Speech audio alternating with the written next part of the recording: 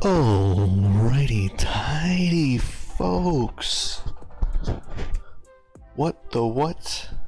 What? What? Hello? Where's my... The heck?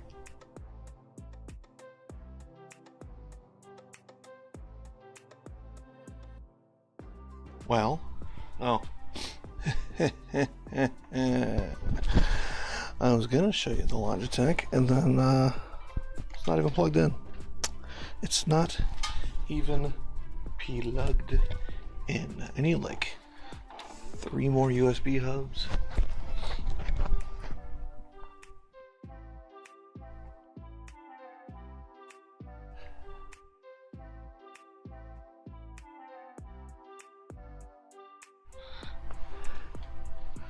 Look at that. Look at that. How about that? Yeah. And wouldn't you know it? We got a print done. We got a print done. It's crazy. It's insanity. I now have successfully completed 3 prints on this machine. I mean, I've done more than that. But in the last like 6 months, I've successfully completed 3 prints, and I'm convinced that the issue is either the main board, of which I have a spare that was also doing this same thing, or the firmware, because there's, for whatever reason, there's so much noise in the thermistor data that it keeps seeing spikes as thermal runaways depending on the polling frequency and when it's I bet what's happening is it's polling the thermistor and seeing 2 or 3 consecutive spikes and like, oh, that must be the temperature, and freaking out because that number is incorrect. So I'm going to figure out how to get rid of that noise. I also both like and dislike using ABS slurry to adhere ABS prints to the bed. I like it because it sticks. When it sticks, it's good. Sticks is good. Stick is good? Sticking is good.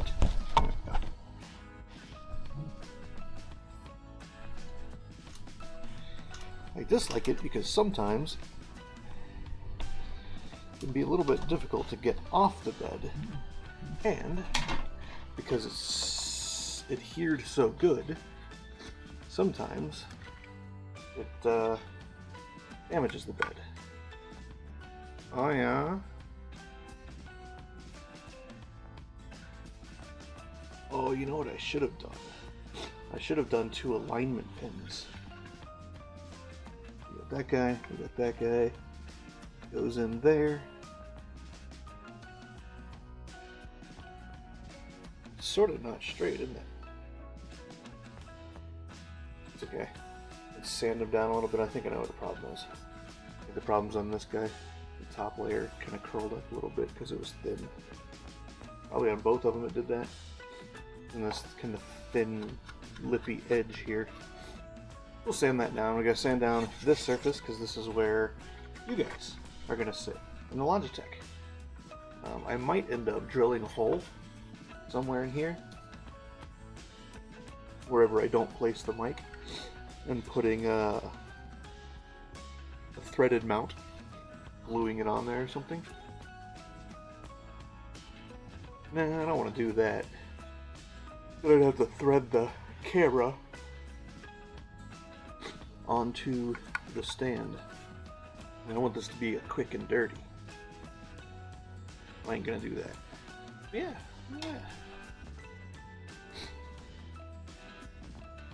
Ooh. That ain't bad, is it? Just gonna sit on my my stereo stand in there. That's where my surround sound receiver and the primary monitor sit. A few other little odds and ends. It's like an end table. That I made out of some 4x4s and some plywood. Just screwed straight in the 4x4. Yeah, screwed straight in the 4x4. So it's not a good table, necessarily, but it is a table. And it works, and it's, I'm not going to say it's crazy sturdy, but I've stood on it a bunch of times, and it doesn't go anywhere. So, not bad. Need some sandpaper. Got some sandpaper here somewhere. I'm not going to do this right now. I'll do this later tonight. But I wanted to show you guys that I was able to get a successful print off of this thing.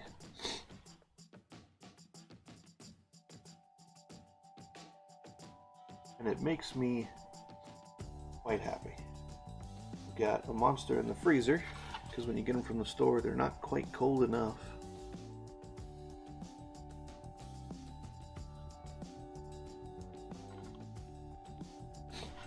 These are light too, for being as having as much infill as they have.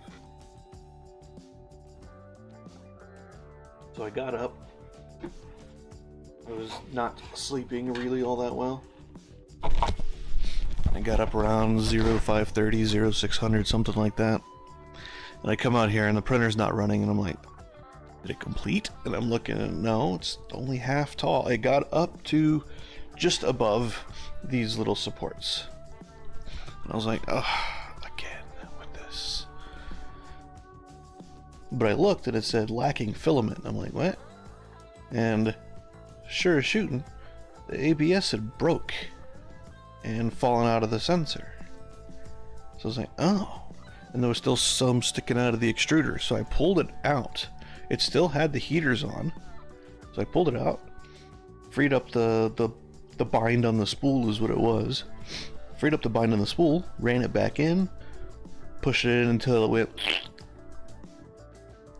cleaned up the nozzle, hit continue, and it went, and it did the thing, and it ran that entire time.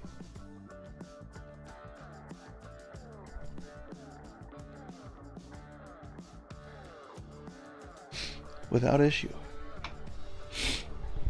Said it took 10.5 plus however long. I didn't have a stream running, so I have no idea, but however long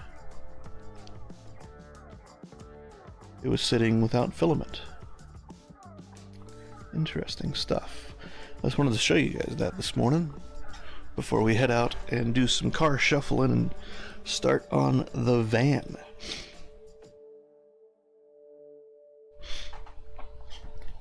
That's going to be fun. And when I say fun, I mean some of it's going to be fun.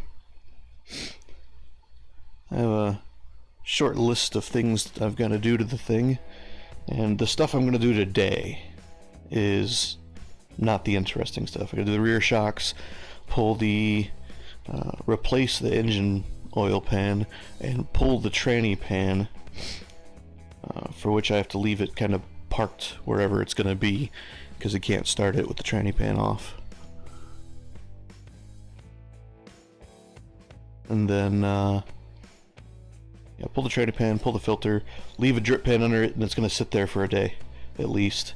It'll be at the very least tomorrow afternoon before it'll stop dripping enough that I can actually get something in there. Then I gotta check and see if my Honda Bond's any good, because I think I've told you guys about it before, but for Chrysler transmissions, specifically the Town & Country, I believe Neons use the same transmission setup, not necessarily the same transmission, but the same kind of design idea. Any of the front wheel drives Chryslers that use this type of transmission, which was a lot of them in the mid 90s, early 2000s. So the transmission pan sits at an angle, which is dumb. That means that gasket is just constantly bathed in oil. It's retarded. It is just the most absolutely stupid thing I have ever seen somebody do to a transmission. But it's Chrysler, so what do you expect? Anyway, when you pull the pan down, there's something up top that it has, I don't know, it's the valve body and the passages are tiny small, or there's a shelf and a guy with an eyedropper sitting on it, like, you know, asshole in a transmission, sort of like asshole in a time machine, but he's in the transmission instead. And it drips and it drips and it drips and it drips and it drips. And I've seen so many, we actually had a few that would come to us from other shops because they were like, oh, this guy's supposed to do the transmission filter and it's leaking all over the place now. He didn't let it sit for 3 days. If you let it sit for 3 days and it stops dripping and you use Honda Bond and you torque it correctly, you're golden. Anything other than those steps and it won't work. You can use gray RTV, you can use black RTV, you can use blue RTV if you want. No reason why you should. It's for water, but you could. You can use spray sticky tacky. You can even torque it correctly. If it doesn't stop dripping first, and you don't use Honda Bond, it ain't gonna seal. Of course, getting it back down later is going to be kind of a pain, because no, Honda Bond's easy to get off, actually. Honda Bond's not gear oil gray.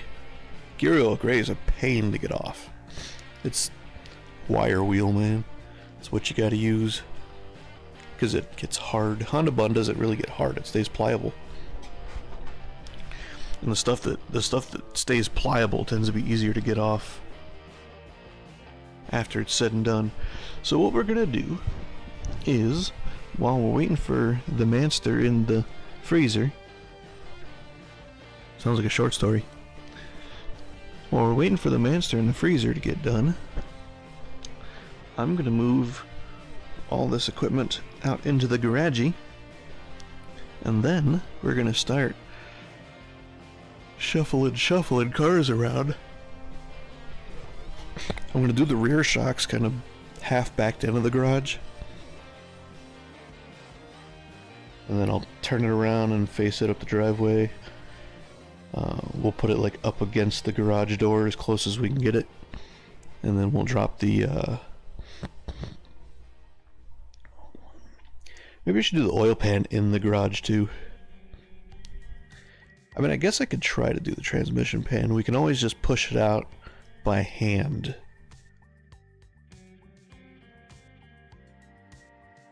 Yeah. Try to get the transmission pan done today. Usually you gotta wait a few days. But I've got some cans of brake cleaner. We're gonna give it the old college try. So, I'm gonna mute the mic and disconnect it. Disconnect all the cables. Turn off Repeater, put you on a Seuss. Like,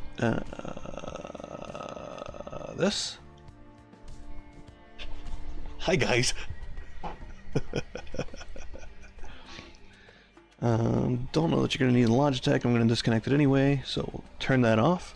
You'll get a really noisy Asus webcam. Oh, that's so bad.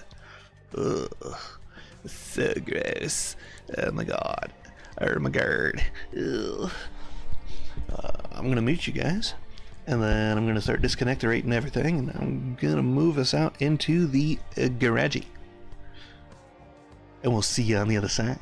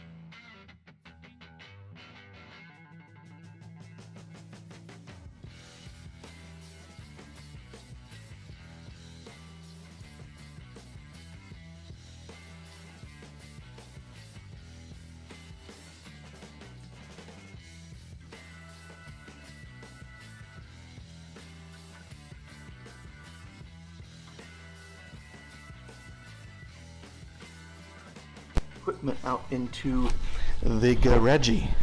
You must have missed that bit. But I wanted to show the stream that I finally got a successful print off that damn printer. And I'm now convinced it's either the motherboard is not designed correctly, it's a cheapy motherboard, or the firmware was programmed incorrectly, for which there's no update. The update is the one they built when they built the machine in 2019.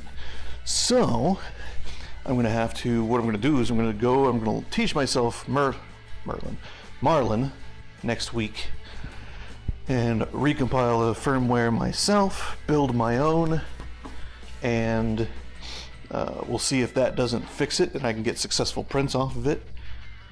Because I did measure the temperature sensor, and the temperature sensor is fine. But I just had an idea where, what if this entire time all of this problem is because there's excessive noise? I've been having, USB printing doesn't work because it just fails and shuts off. I can't tell you how many rolls of filament have just gone in the trash because I don't have a shredder and I'm not going to store the old stuff that didn't work because it just would not complete a damn print. And it's 4 years of this nonsense. It'll do small stuff sometimes, and small stuff you don't care about because it's like, oh, it's a 20-minute print. And then if it fails halfway through, it's been 10 minutes, screw it. And set it up for another 20. Whatever, it's fine. But a 30, 40, 50-hour print, you're not going to want it to fail an hour before it actually would have been completed.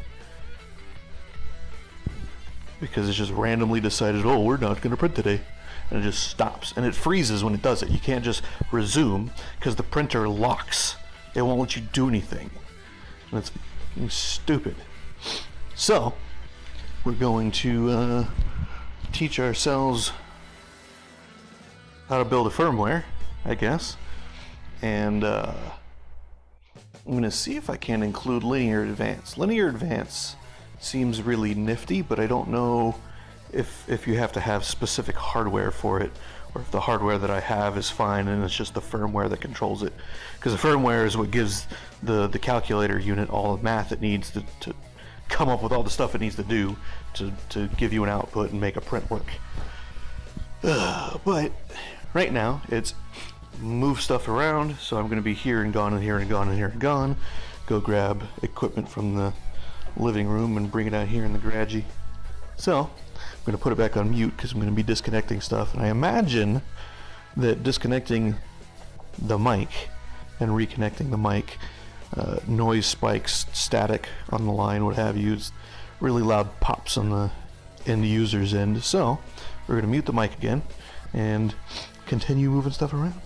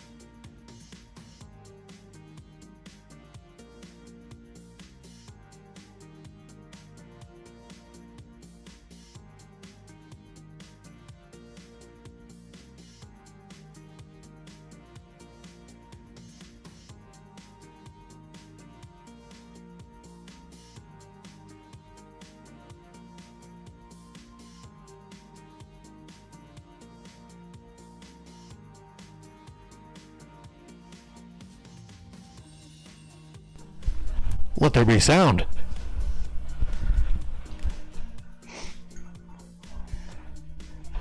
Went full Dragon Ball Z with that one.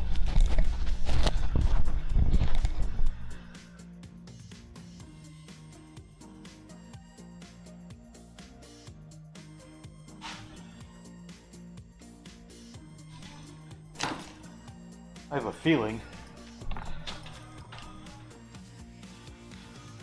I'm gonna have to do some untangling. Alright,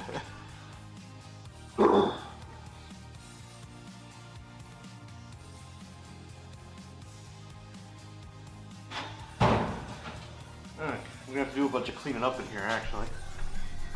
But, tell you what.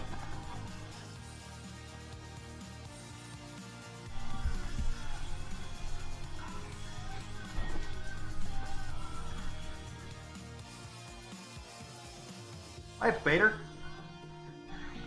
Man, that Jesus is ugly. Ugly. Let's get this guy going. Oh! Whiteboard. Okay. Okay. I've got to do some organizery.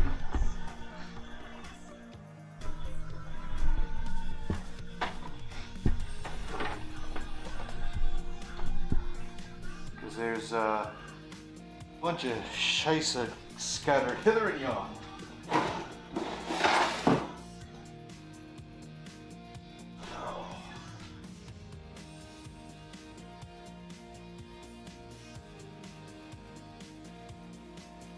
So, we're going to organize first. Or, sorry, we're going to organizerate first. That's what we're going to do. Oh!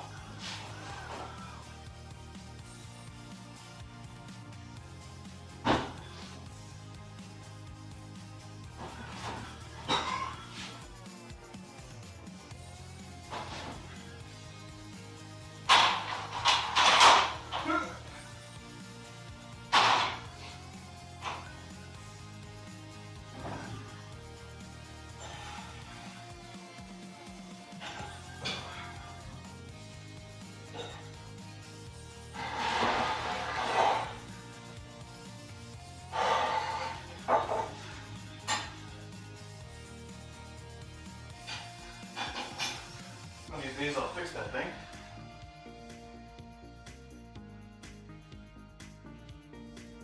Actually kind of warm in here. What's Him's thermometer says? Him says, yeah, it's 58. It's freaking hot.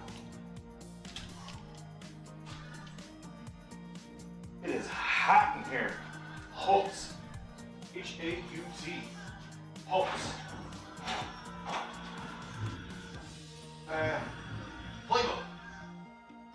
I want to put that. So how about you move? You can do it there.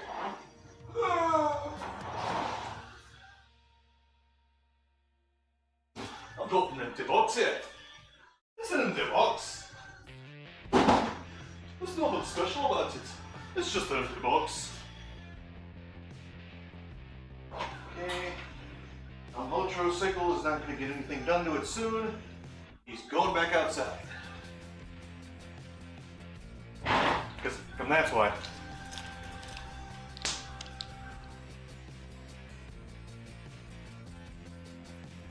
Barometer? Maybe a thermometer?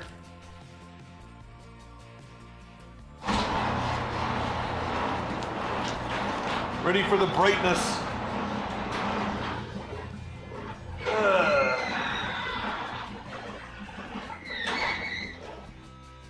Yes, all the brightness.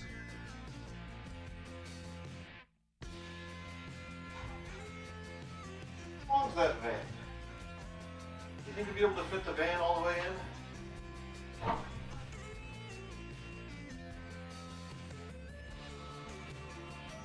I don't think I would. I wouldn't be able to fit the van in and do stuff to it. I could get it in here. I couldn't get it in here and do stuff to it. Why are you... Notice that. Come on. That's...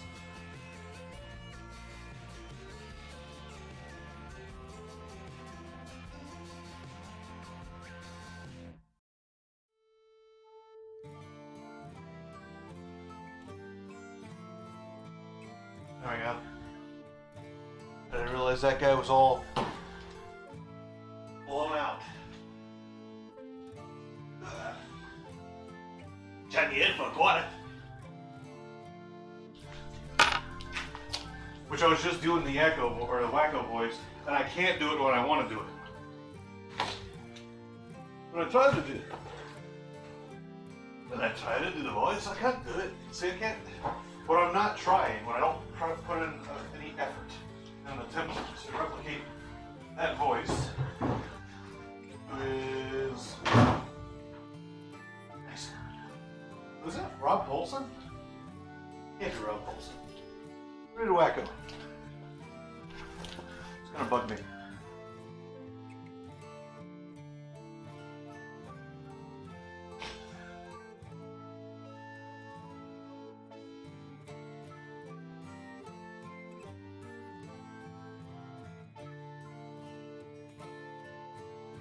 Just Harnell, there you go. I was like, it's not Rob Paulson.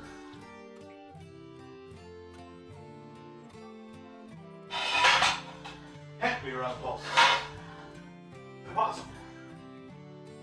This guy, on back on the side. Then, Dub is going to go over there. Man's going to come over here.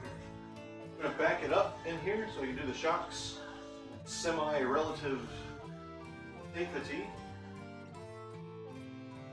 I mean, I'm only using the end of the garage. Do I really need to pull the bike all the way out? Probably yes. Also, I got my sunglasses, and it's frickin' bright out here. Frickety frack. Don't look back.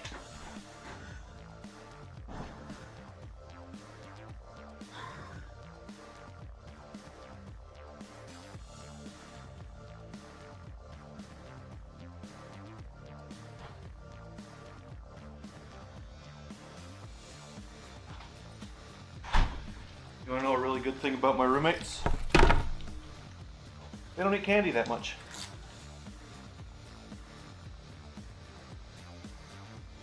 I can leave my candy out, and they're not gonna touch it. Of course, that means when I buy a bag of candy that has stuff in it that I don't like, it also doesn't get eaten. So, you know, pros and cons.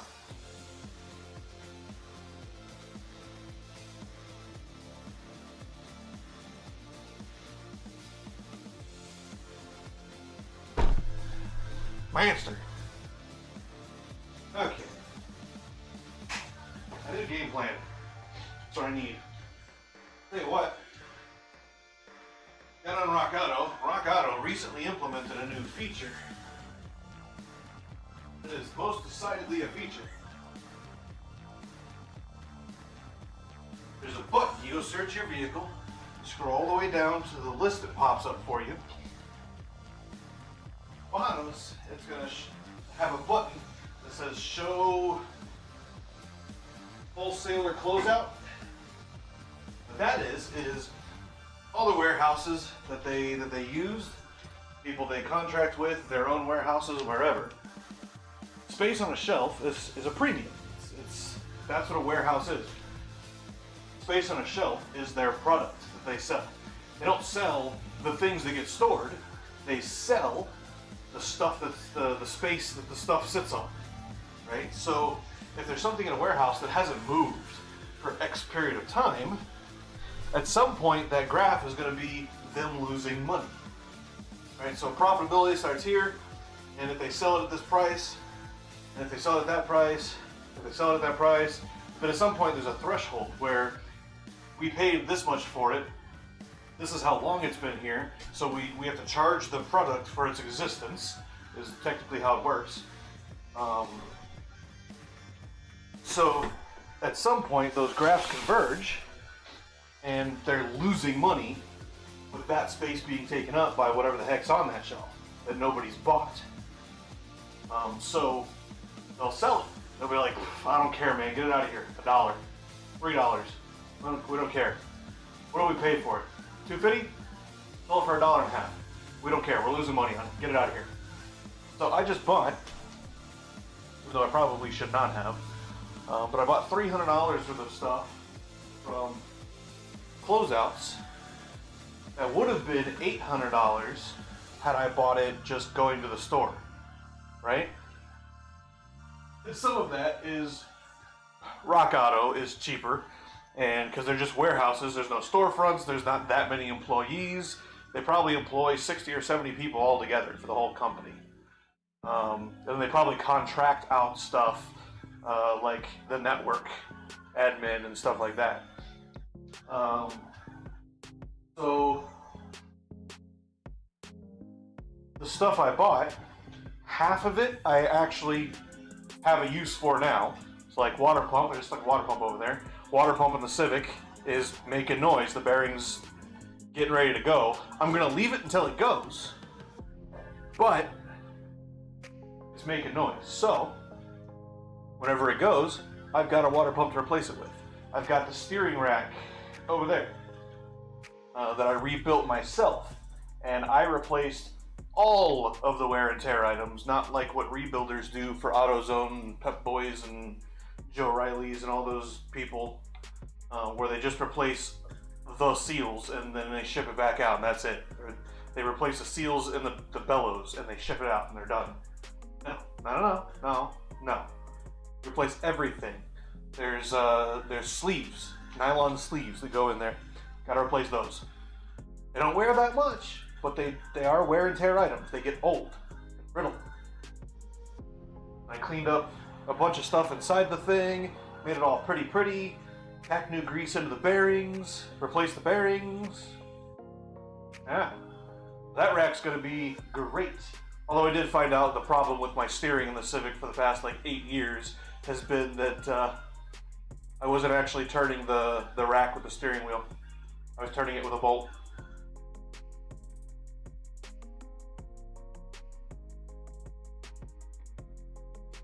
Bitty dangerous.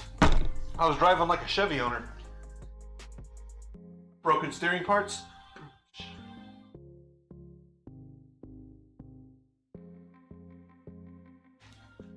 What do you people know? You don't know comedy? Shaw. So I need to go. I do think I'm going to put the bike right here, and then I'll just bring it back in tonight. That's what I'll do. You know, what are you going to touch it while I'm standing here? It does smell good, though. Smells like an old Honda bike.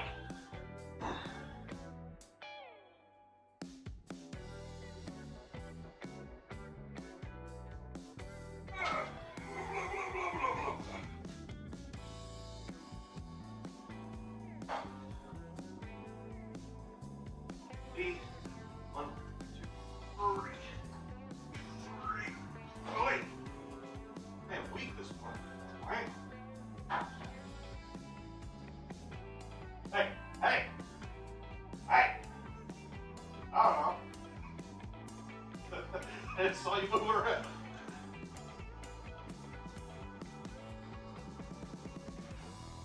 Enjoy the stream. It's fun. We're having a great time.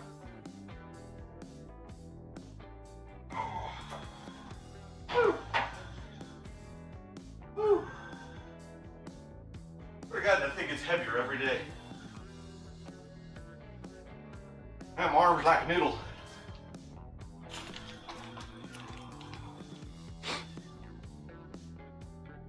Yeah, with the garage door open, what's the temperature doing? Nothing. The garage is not insulated. It should not do anything. I'm gonna do a little bit of sweeperating. A little bit of cleanerizing.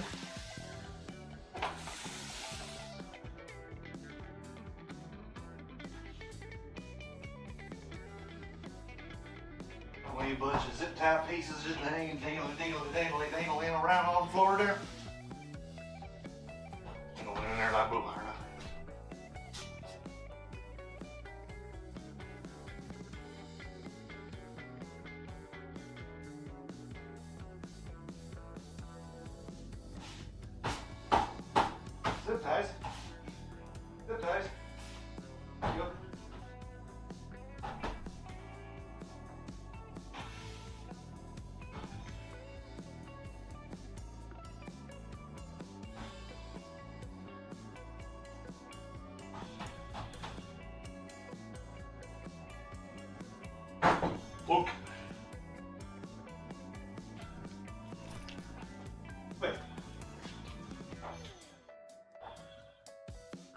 just skip over that song? I swear I played like 10 seconds of it and then just went to the next song. Can't do that.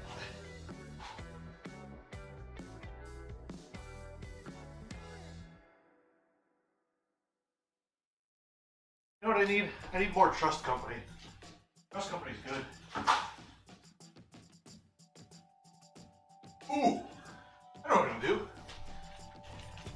Besides, forget to put stream notifications in Facety Book. And come to find out, which I already suspected, I think I already knew, stream watch hours don't count towards the 4,000 watch hours or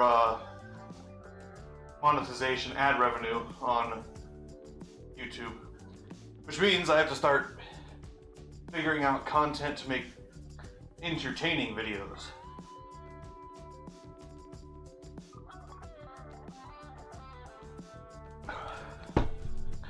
Which I had an idea for. One, got a guy, kid. Oh,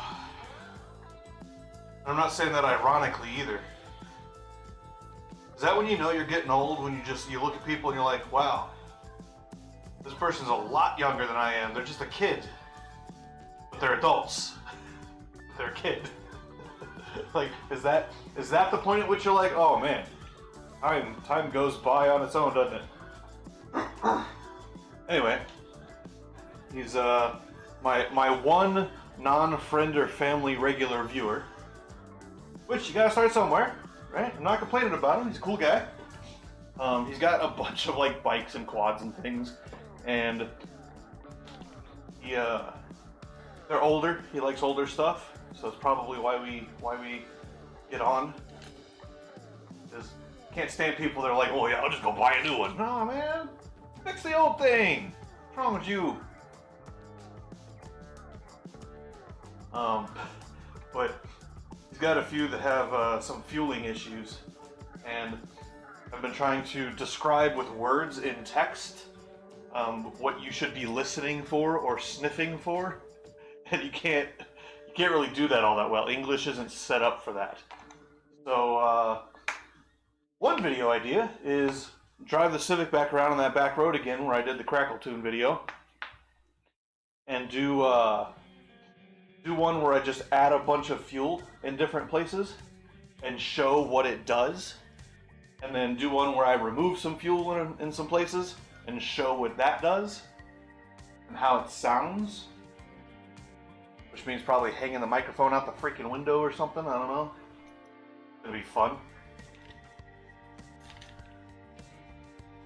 Got a bunch of parts inside. I'm gonna go grab those parts real quick, put them in the tote over there, and then grab the keys for the Volkswagen. They're right there. Grab the key for the van, pull it up here, swap it out, do a little swap-a-rooney. Start working on stuff.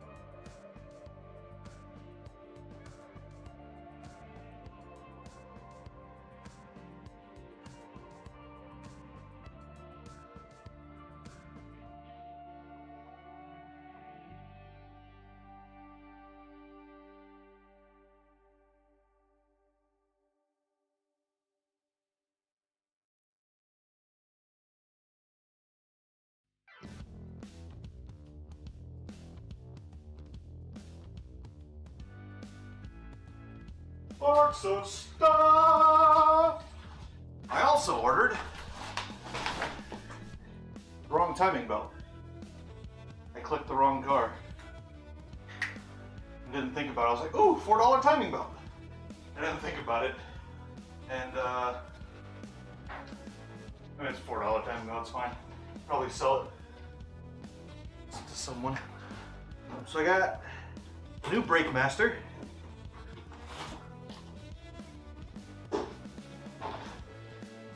I've got a front brake caliper for the big front brakes, which is the next upgrade we're doing to the Civic brake system.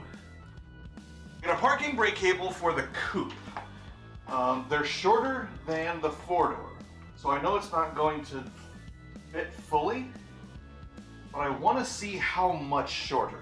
And it was like $4 or $5.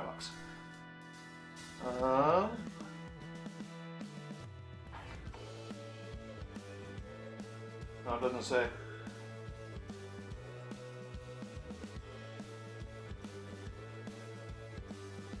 Yeah, I accidentally clicked the 1.6 and I was like, it's fine, these pipes are all the same. The parking brake cable is not. The timing belt is not. Oops. Alright. This is an empty shell thing that we don't need. Got an air filter, because my air filter's starting to get dirty, and it was like $1.60 for just an OEM paper filter. Standard old paper filter. This is an old brand too. I haven't seen this brand in like 20 years. Service chain. This was like what, CarQuest? Parts Plus guys? They sold this brand? Alright, NTK O2 sensor. OEM narrowband O2 sensor. Got it for the price it's supposed to be. Everybody's trying to sell them for like 45 bucks. It's a $25 sensor, so I got it for $25. So that one I technically paid full price for. Oh, what is this? This is a wheel bearing. Wheel bearing for the big front brake mod that we'll be doing. This is a brake light switch, which I don't need it, and I don't have any plans in the near future to need it. But, being that it's a 92, it's an old car, there's a very high probability that at some point the brake switch will fail. And I have one. I need to write down all this crap. Fuel filter, because it's getting about time. And it was like $6. I was like, yeah, buddy. I've been like $24 recently. I got a couple of boxes of brake hardware for, I believe, the fronts. Might be front and rear. No, wouldn't be rear because I have the 0203 rears, so this wouldn't work for the rears. But it's for the fronts, for the little brakes. I didn't get any. Oh, actually, no, it's for the big brakes. It's for the big brakes because I had it selected as 1.6. Sweet. Shibby.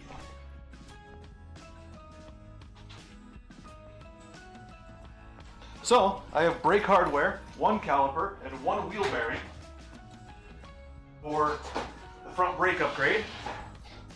I think the caliper was like $20 or $18. Good stuff. I've got a clutch master made in China, but I've had problems with clutch masters in the past, so I saw that and I was like, yeah, it's cheap. They're normally like 30 bucks. I think this guy was like 18 or 20. This stupid box. This is the dumbest fucking box.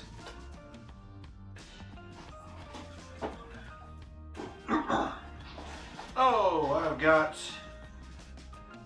a box that doesn't tell me what's in it. I feel like I'm doing an unboxing video, but shadow style. Woo!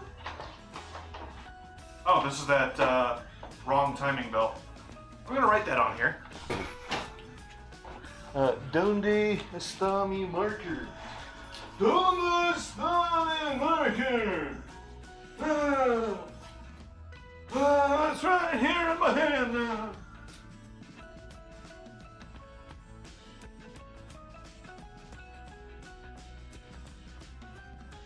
Yeah, they're like 3 teeth different between my engine and this engine.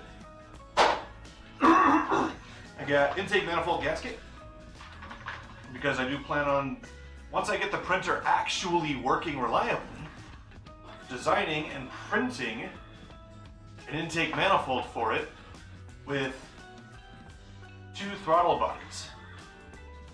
One for cylinder 1-2, one for cylinder 3-4.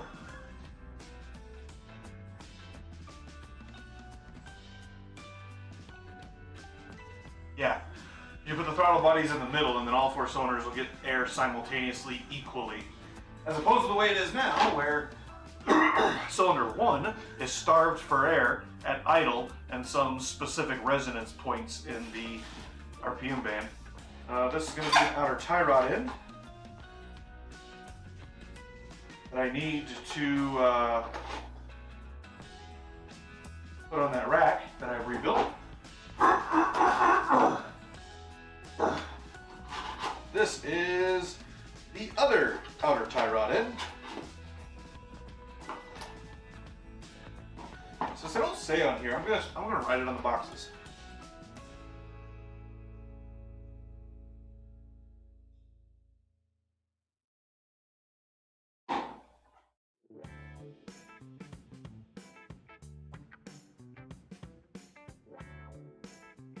How's my marker screwed up?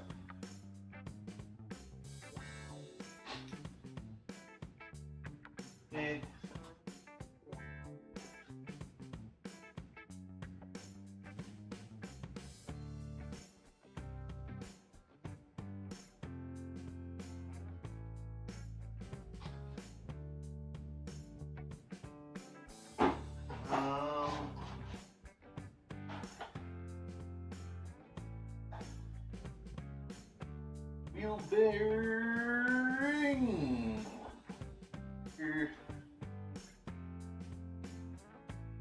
Big fronts.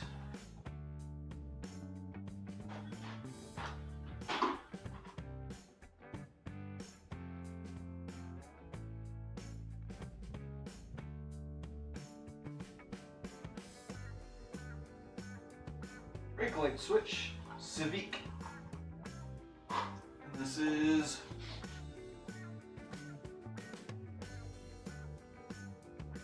caliper front. Big F.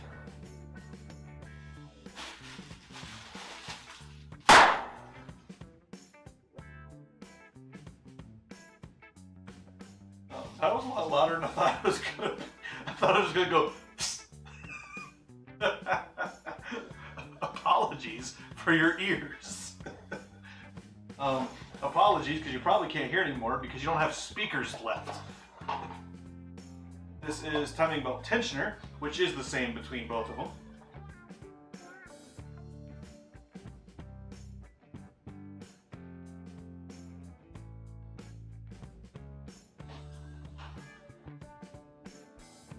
I should double check that. Brake parts. More hardware. Brake completion kit. Yeah, it's just brake hardware. You can't really call it a completion kit if it's not complete. You're missing boots to be called a completion kit. Oh, we got another Cardinally tie rod. 3 tie rod?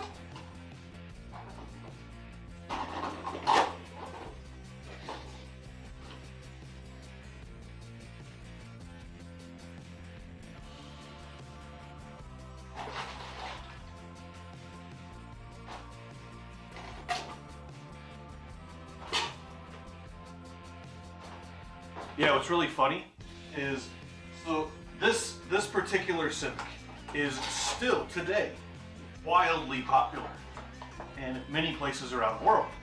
Some of those being Taiwan, this kind of pointing like it's behind me. The 92 to 95 Honda Civics, you could call it the 88 to 04s. The 88 to 04 range of Honda Civics, which the 96 to 04s, those two generations. Gagging noises. This is a tie rod end. This is 4603. This is 4329. This is 4411.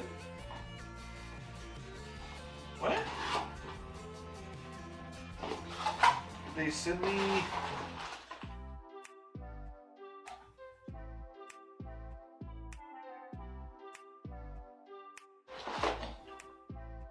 As far as I remember, I only ordered 2 tie rod ends.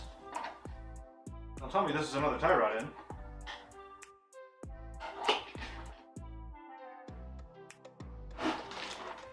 Oh no, this is a control arm. Oh, one of these has to be a control arm then. I probably wrote tie rod end on it because it was just a back Harnley part. So this is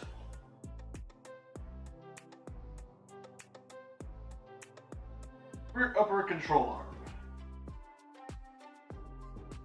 which I have to fix the body before I put these guys on.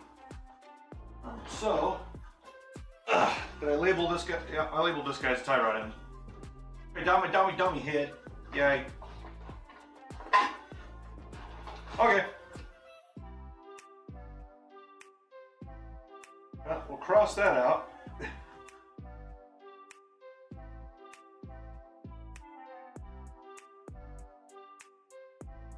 There we go. Rear upper control arm. Who was that? Who was it to talk like that? It was a cartoon.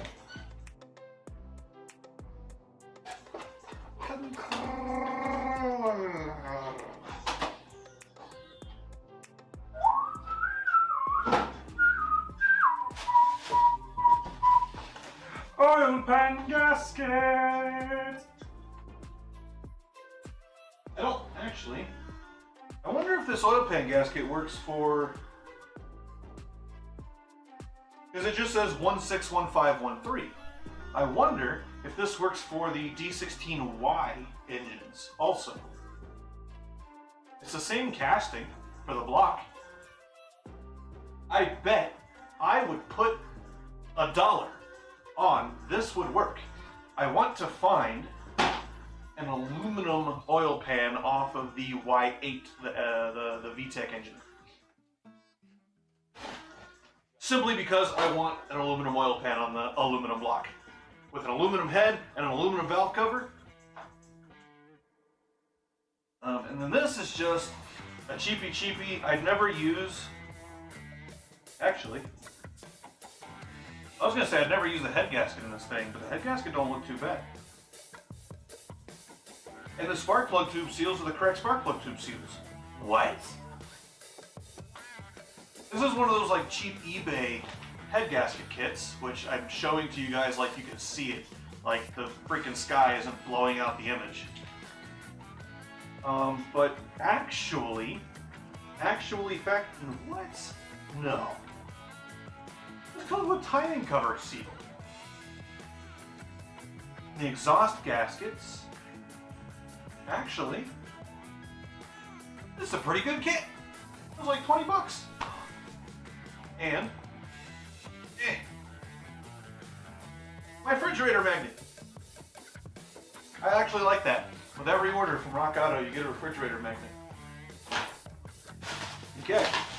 This box is empty. The box is empty. I'm a factor in the old plan.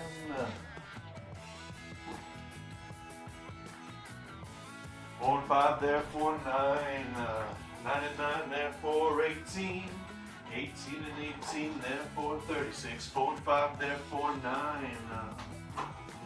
Mike Doty, good stuff.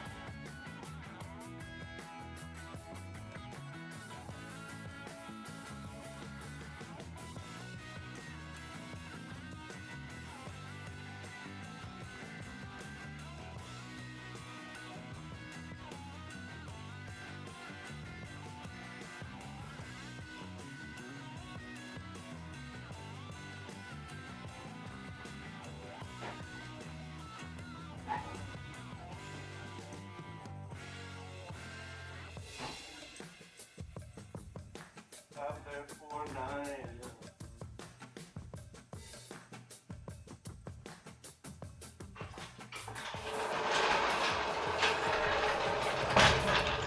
Bring the jackety jack over here. Now I gotta figure out somewhere to put all this crap.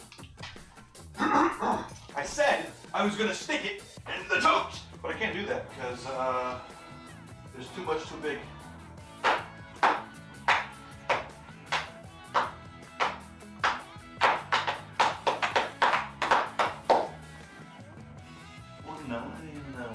Nine and 9, therefore 18. 18 and 18, therefore 36. 4 and 5, therefore 9.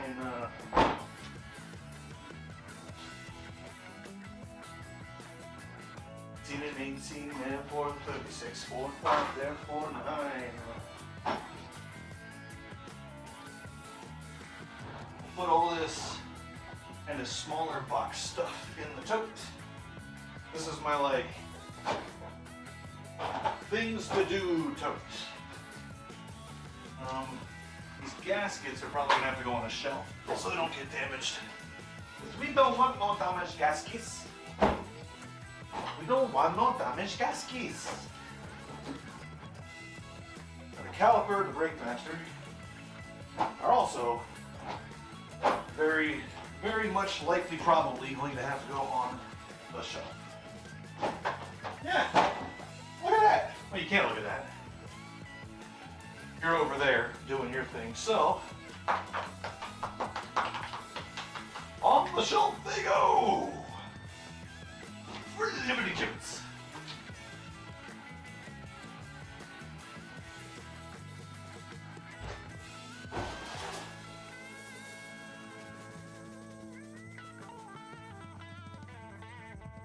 I really like to figure out this congestion stuff every morning. It's really annoying. Or like quite annoying. I cannot take it anymore. I do not like it. It's quite irritating. Oh, I thought my roommate was coming out to hang out, but he's sick.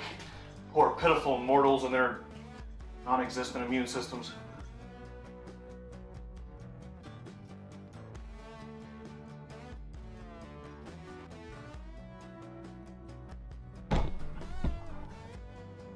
Last time I got sick was I got a cold. The kind of cold that shuts a planet down for 2 years apparently. And you know how long it took me to get it? A 10-hour car ride with my roommate. That's how long it took to infect me. Because my immune system, superhuman. And that's genetic. I don't think most of the people in my family get sick all that often. Mummy dearest, you get pneumonia from time to time, but that's probably got more to do with the smoking than it does anything else.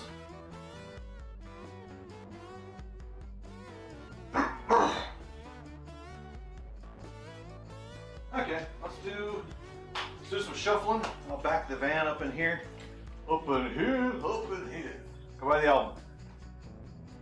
Let's do the rear shocks real quick. They're gonna take like 15, 20 minutes maybe. Ethan, hey, go outside, thank you. Crazy, why are there still bees? They're to be shut the hive down hibernation mode right now.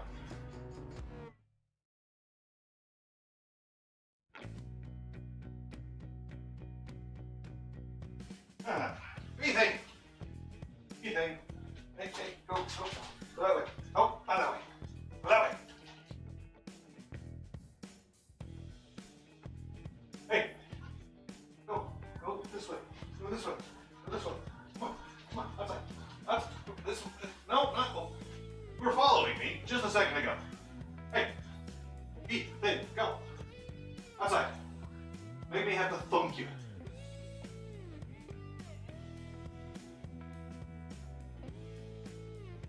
There's nothing in here for you.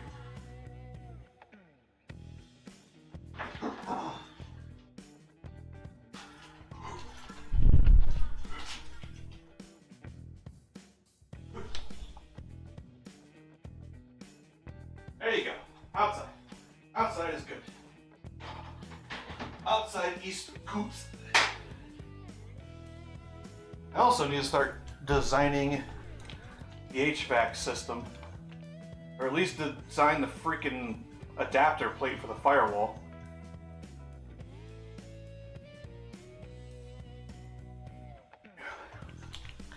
I said firewall. W-O-O-L, firewall.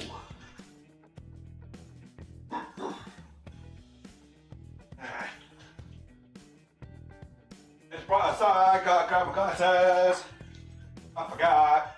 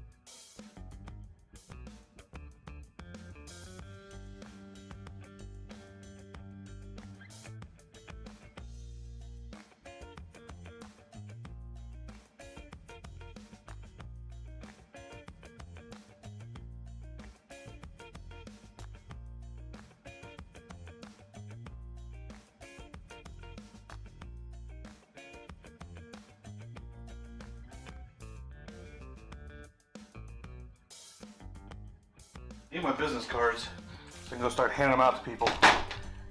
Ow. Why? Feels like I bruised a rib. Really weird.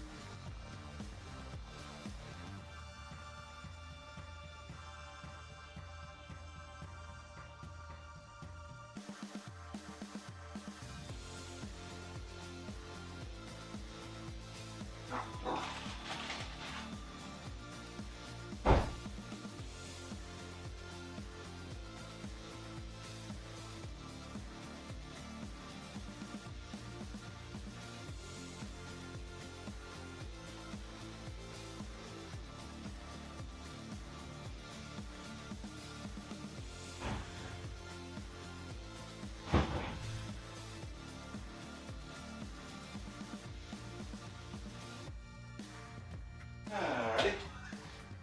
We are breaks.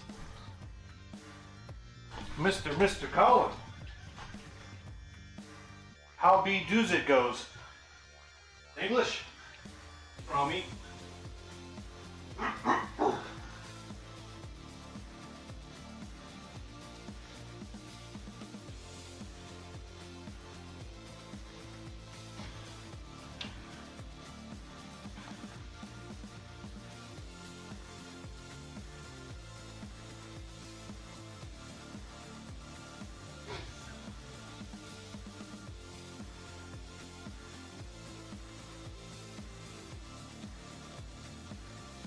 We've got today a pair of shocks.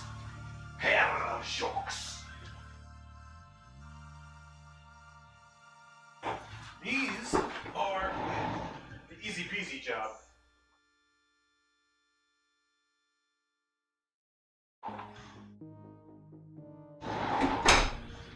I've got some mediocre job.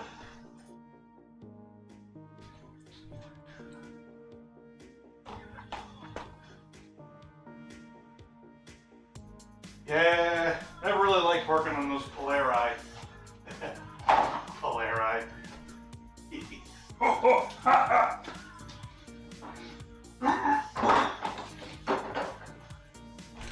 I don't know so much runny, probably more a hair. That seems to be more often the case. Got some little hair, because I don't ever shave. I can't grow full, you know, Norse mythology bushy. I got my dad's genetics, and he's got this like Joe Dirt thing going on. But I don't ever shave the little bit of mustache that I do have fully off. It's always just like short, little fuzzy. Modifies my face in a way that I find pleasing. And more often than not, it's one of the top hairs up here, just right under my nose.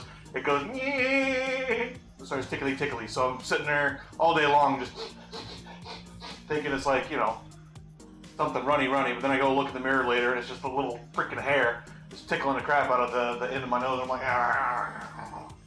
hate those.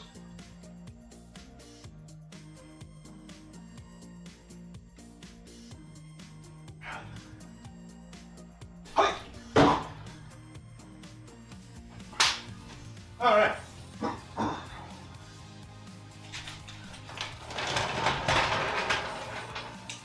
What am I doing? Tell you what, we've got us a receiver hitch, which bolts to a structural member. And I just need to heighten it enough I can get underneath it. So we're going to do that. We're going to get our chickadee chuck with a Chinese chicken. We ain't got no drumsticks, so my brain ain't ticking.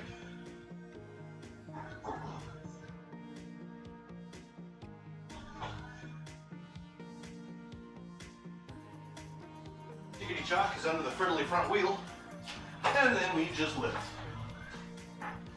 Kind of wish I had a big air compressor and one of those air jacks. Yeah, these things are dumb. Leaf spring rear end, solid rear axle.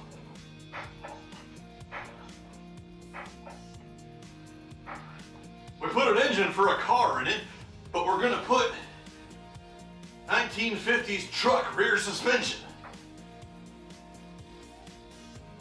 So it's gutless, one, and then it can't take a corner, two, and since they shoved the engine up underneath the dashboard, some things are a pain in the butt to work on, three, minivans just are not good. They're not good.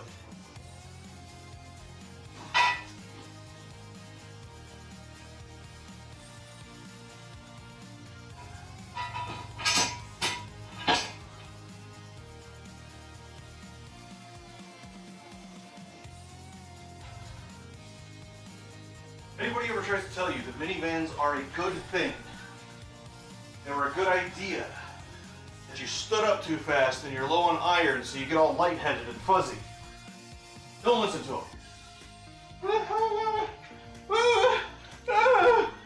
Where'd the jack stand go?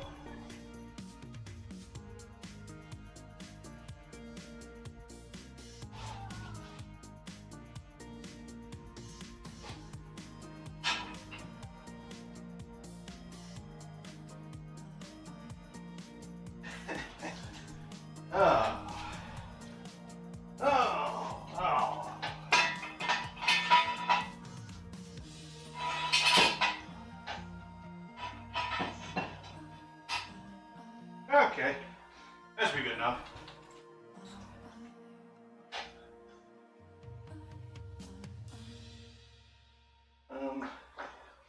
We're gonna leave all 3 points of contact. Oh. And then, what size are these bad boys? Oh, both of them.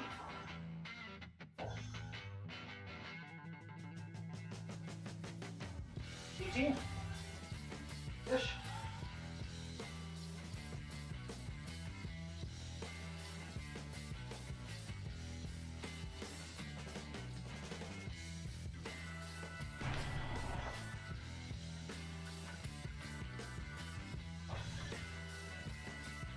Yeah. Okay. You guys want to come down and see shocks with me? It's not really all that interesting.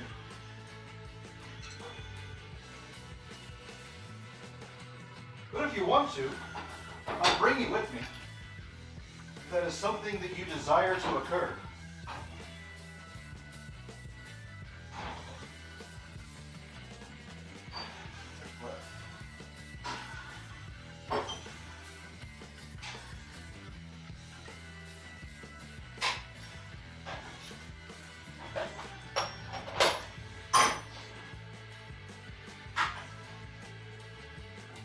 Taking people underneath just to do a pair of shocks.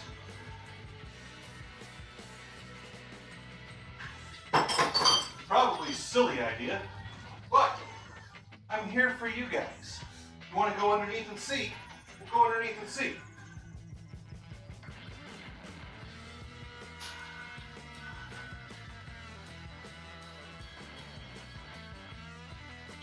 Take a few different sockety sockets with us. Probably. Oh, yeah.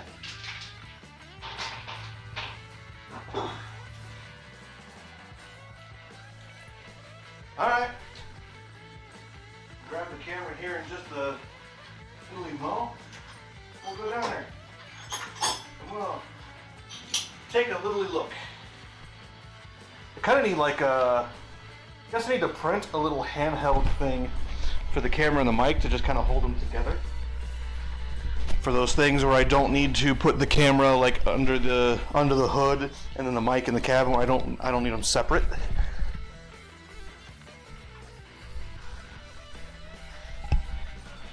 You niddly know what I mean? So the first thing we're gonna do is we can get to the tops of the shocks without even getting underneath. With, put the microphone up there, with our long dickerizer. So that guy in there, easy peasy. We're gonna stick our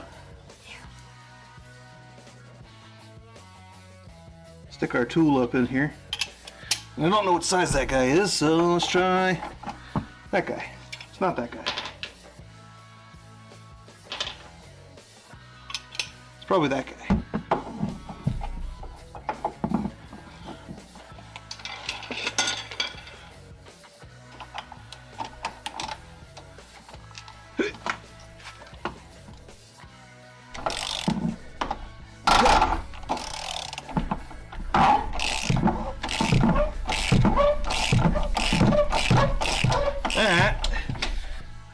Chrysler, you retards.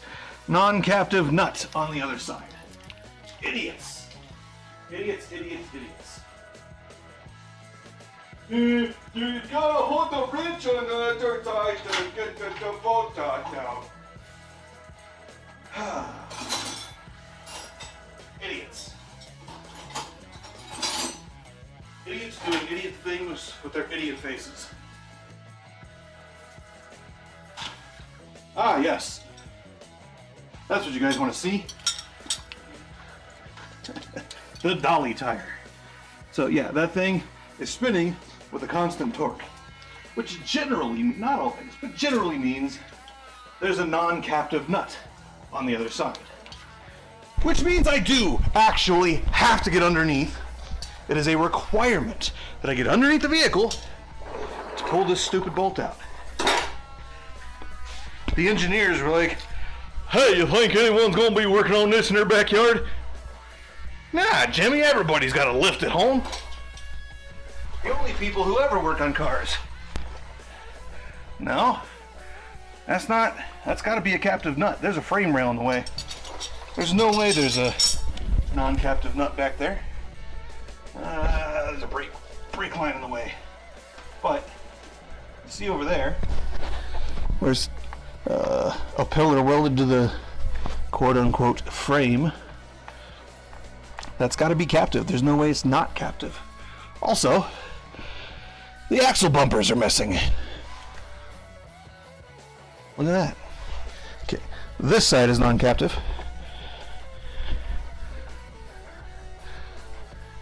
Well, it's got that on it. That might be captive. Either way, why is there constant force?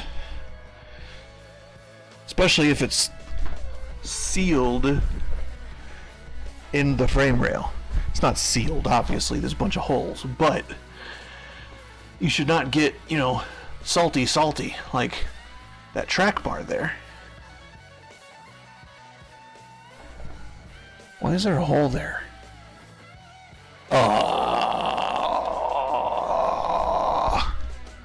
Flashlight. Flashlight. Where are you, flashlight?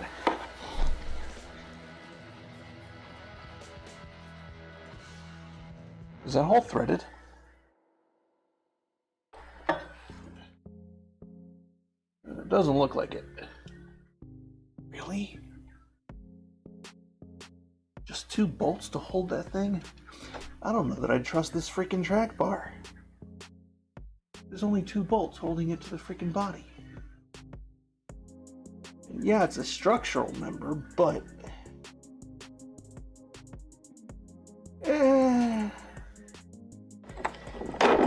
Yeah, you get us a glimpse of our lovely single leaf suspension there. Yeah. Solid axle. For no reason other than it's cheap.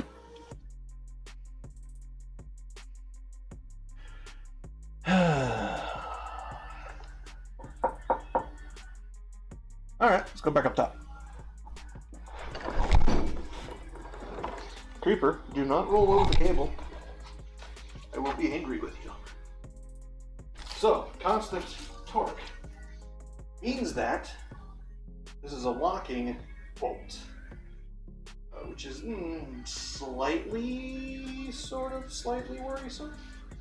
Because when you remove locking bolts, they're technically one-time use bolts. When you remove them, you're supposed to replace them. So, get a shot up in there, kind of like that. It's not looking at it.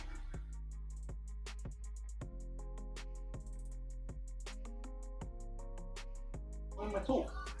Where's my tool? Okay. Oh yeah. Constant torque. Lovely.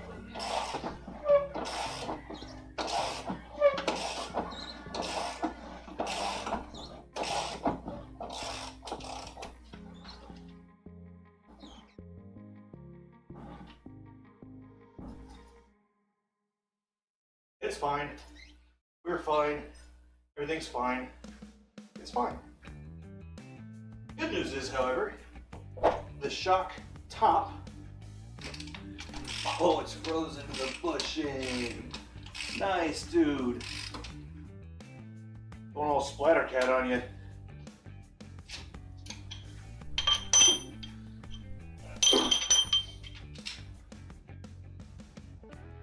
The good news about that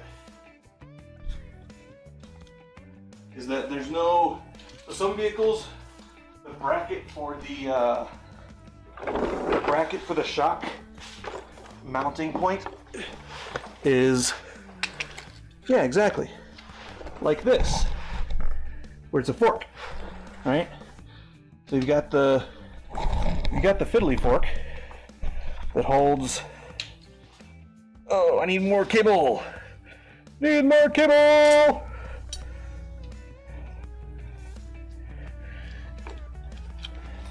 So we're gonna put you guys like over here. Kind of watching there.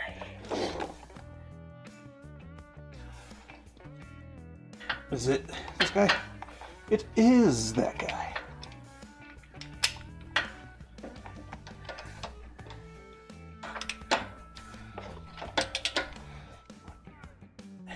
And the fiddly fork means that sometimes it is a bit difficult.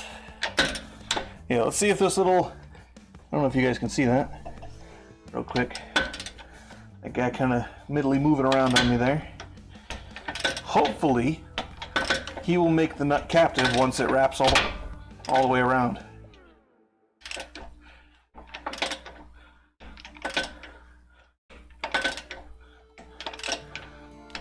Stupid design, honestly. If you were going to do this, they should have bolted the shock mount to the axle beam, and then if you had a problem with it, you replace the whole shock mount, and then the nut was just welded to the shock mount.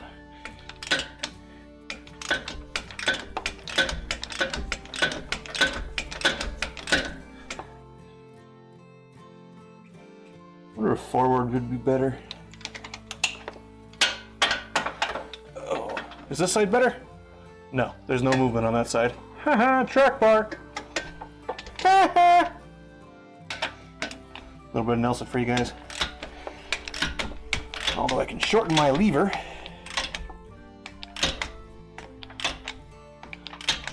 Yeah, it feels like the nut's captive. It's just very, very the same tension all the way up. And this is why people use air tools.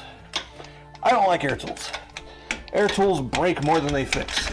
And I can, generally speaking, do the job in the same amount of time with hand tools as most people can do them with air tools. For whatever reason. I can do it in almost always the book time with hand tools, and the book time accounts for having air tools in a lift. Yeah, see that's what I don't like. We have to force the things in and out. But we have, see that guy, nice and rusted.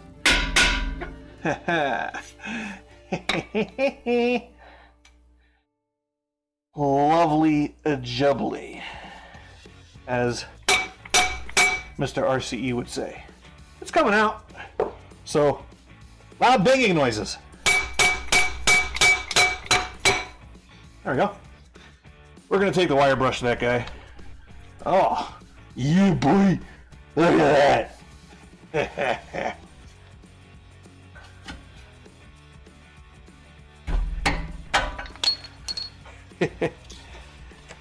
Oh yeah, those shocks are lovely. Lovely. Ready? Ready? Ready? Rebound is fine. That's what it should do, rebound. But compression, nope. Which is why it feels floaty. It goes one way fast, but then the other way is slow. Makes it feel floaty. Alright, let's go grab wire brush. Go grab the Whittly wire brush and some antices. It's funny though that the top bolt is rusted, the bottom bolt is fine. Weird that. Bitty bitty weird that. I'm gonna go grab the wire brush and some anti-seize real quick. Shoot him up, blue.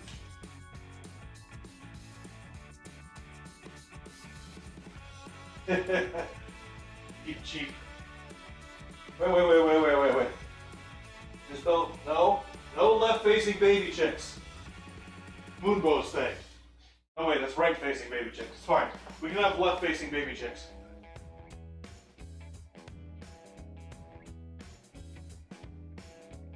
MTCs. Drill. Actually, we're gonna put it on the vise.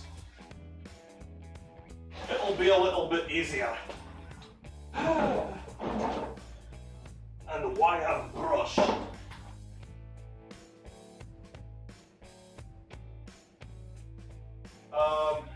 You didn't tell me the launch tech bros. Why did the launch tech freeze? Hello? Mr. Logitech.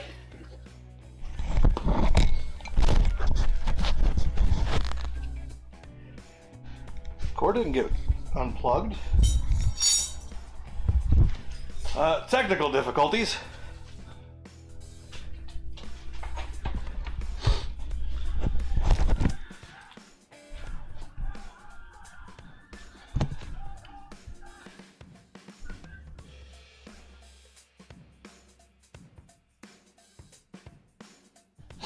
Lovely. For whatever reason, the Logitech is now... There we go. See? Open cancel. It worked. What the fuck is going on with this thing? So the whole time when I was like, oh yeah, look at this bolt, guys, you couldn't see anything because it were frozerated. Anyway. You'll get to see it now because I'm going to bring you over to the vise. Damn, what? Yeah, I need like a little, not a gimbal, but just a handheld, brackety, hippity snappity kind of thing. Know what I mean? You feel me? Not me? Real talk, not me? Okay, now we can show you. Nice. Yeah, the bolt has expanded. They get up. Ah, it must be a Chevy. Change engine. Yeah, I kind of wish YouTube chat, like stream chat, would let you do images sometimes. Because sometimes you're talking to somebody in a stream, you're like, hey, I want to show you this thing. Well, do you know me personally and have my Discord? No. You're wrecked. Let's do it this way. I like that. Tell you what, better idea. We'll just do it from the bolt head. A little bit from the bolt head. There we go. How's that looking?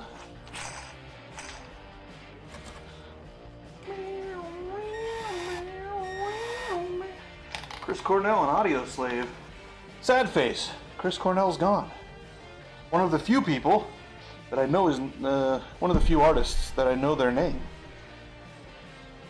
Chris Cornell was a troubled man.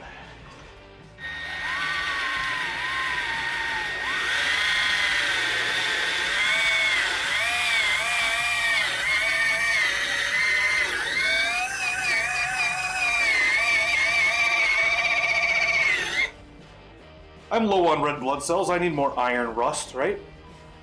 Well, not red blood cells, hemoglobin. I need hemoglobin, apparently. You guys are gonna do it this way.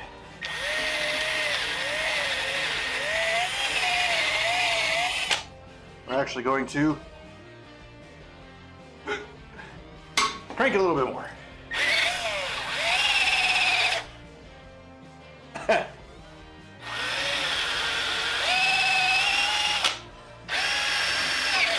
Yes. Yes. Yes. Yes.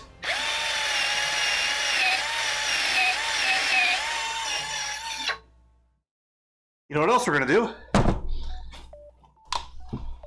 I've got a little bit of ATF over here. Ugh. That is not great, man. That is not good.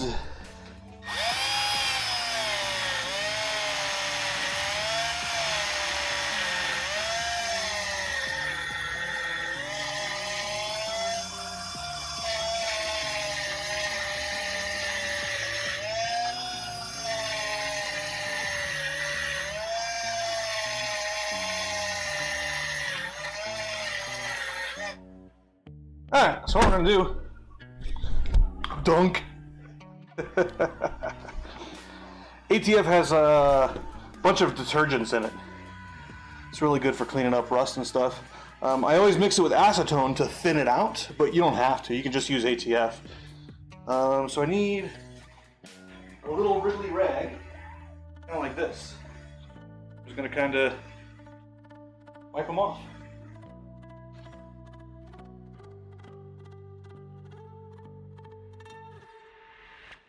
Oh, wait. I just saw the front-facing baby chick. No front-facing baby chicks. That's Moonbow's thing. I ain't trying to steal Moonbow's thunder. Okay, maybe one or two front-facing baby chicks. Just, shh, don't tell Moonbow.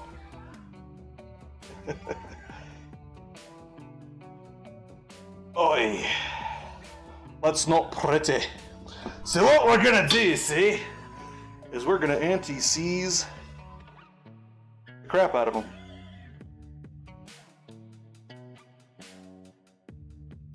When your anti-seize gets a little low, or driddly dry, I mean, not literally low, driddly dry, little bit of driddly dry.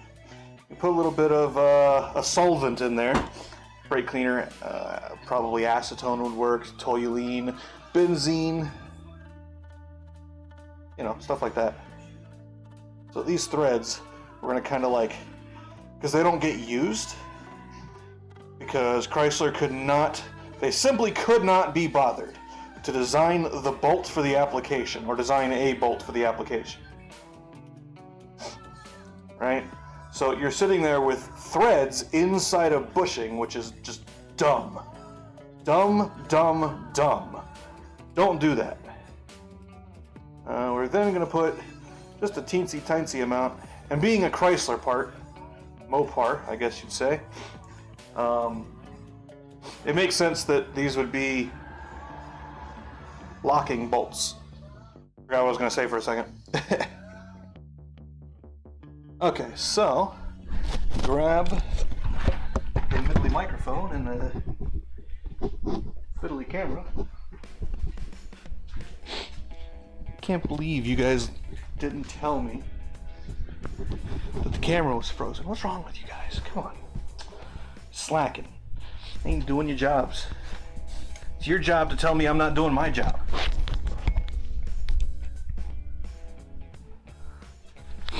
Okay, we're gonna steadily stick you back down there real quick.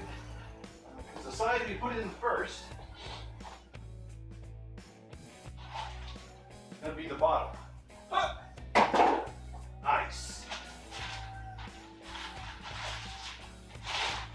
Full shock out.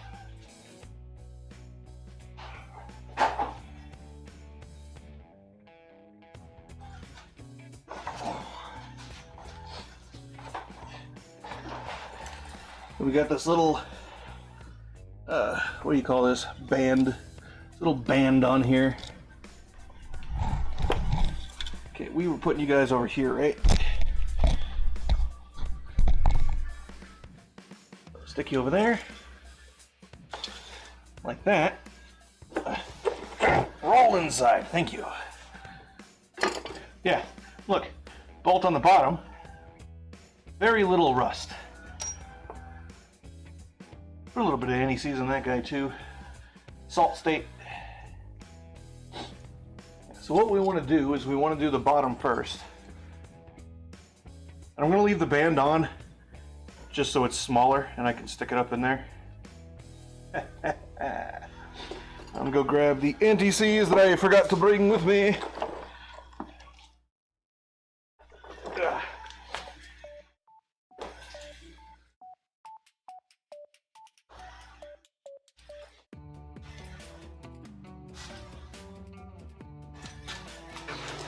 Trying not to run over all my AV equipment with the creeper. It's probably one of the many reasons people don't do this thing that I'm doing. But I want to try it out, y'all. I want to see how it do, what it be, all the stuff that those people who can't actually speak English say. Nice.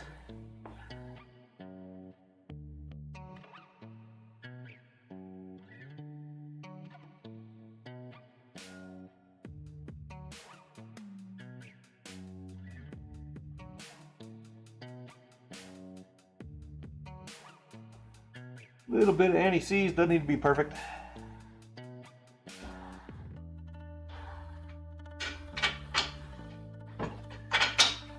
Kind of like that.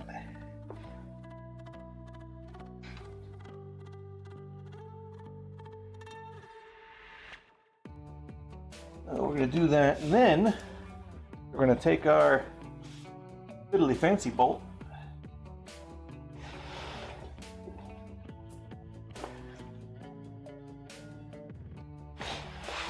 Let's put you guys right here.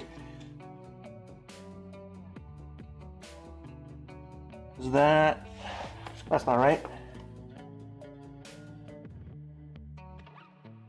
Yeah, somewhere in there. Eventually, I'll get this thing figured out, and I'll be able to, set the camera places quickly, immediately, smartly, intelligently.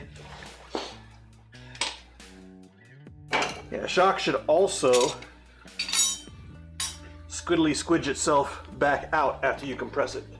Slowly, but it should do it. Okay. Now we've got our fiddly bolt. I'm gonna stick it in our squiddly socket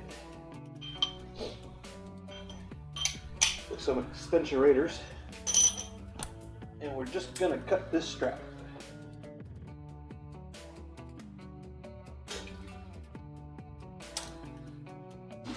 Pull it out of there. I'm actually just going to put the bolt in by hand real quick. Yeah, see? I don't know if you guys can see it from there, but the shock is coming out of its own volition. Slowly.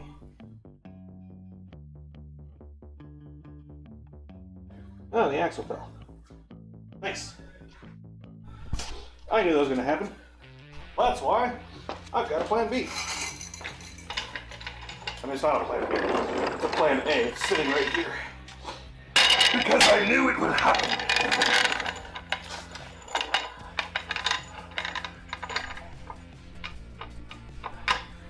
Up goes the axle.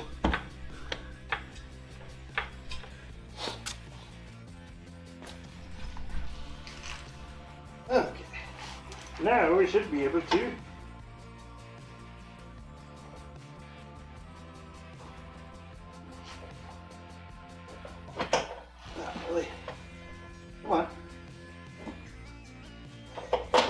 go in the hole.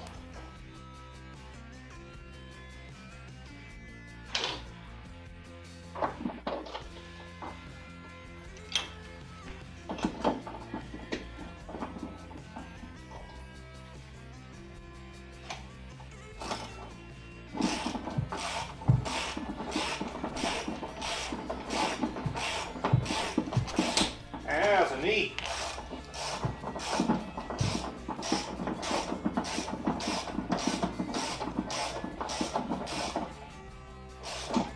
Look at that. And we give it a good old crankaloo. One more crankaloo. There we go. Easy peasy. That is close. Of course, the brake cables are in the way, so you guys couldn't actually freaking see anything. It's fine. Like I said, I'm still figuring this whole thing out. I don't have all the information or setup or knowledge or whatever quite yet on exactly how I want to do this thing that I do. So, this one should be better. You know,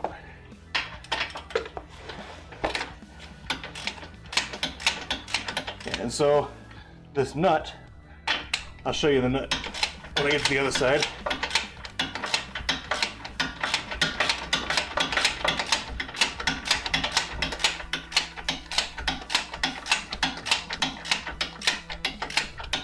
Think, think, think, think, think, think, think, think, think, da-da-da-da-da-da-da-da-da-da-da-da.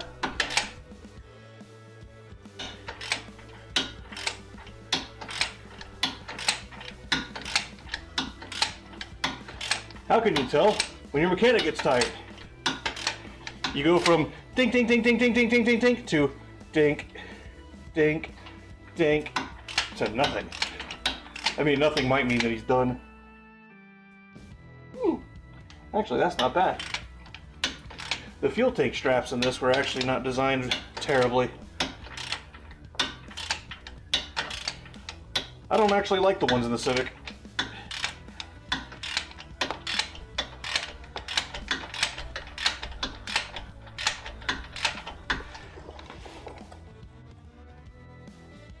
Oh, we still got a way to go.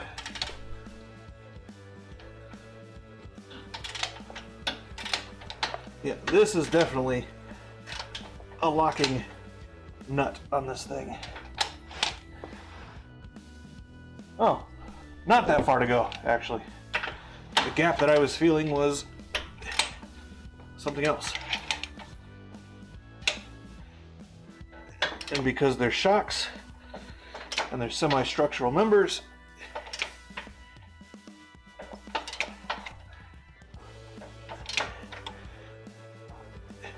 we ugga-dugga them.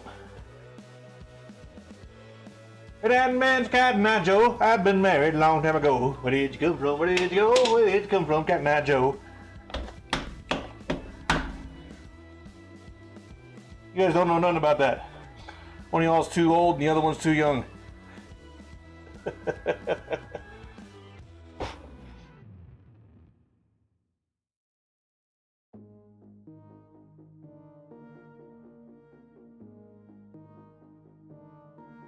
Cable. About there-ish. NECs is going to need to be out. Pull the microphone down under here. And then we go do the other side. Which means I have to be on the other side of the jack.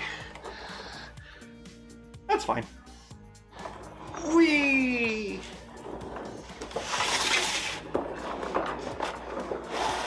Whee! Rolling, rolling, rolling. Yeah, no. Can I fit in front of the wheel? Can I fit in front of the wheel? Can I fit in front of the wheel?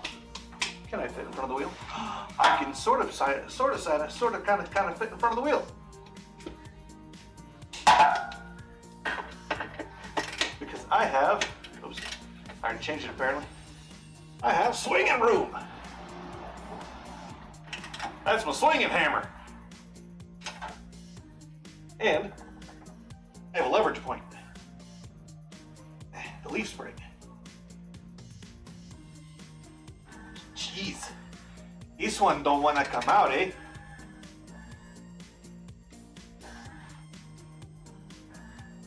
Oi.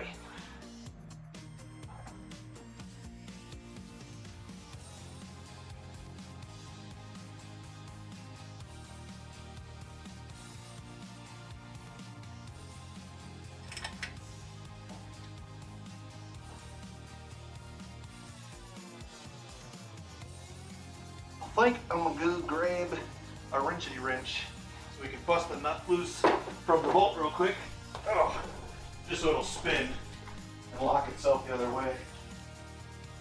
Easity peasity, lemons and squeezity.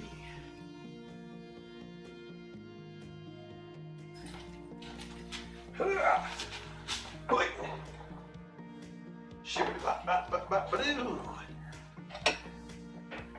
Really? Chrysler retards. Oh my god.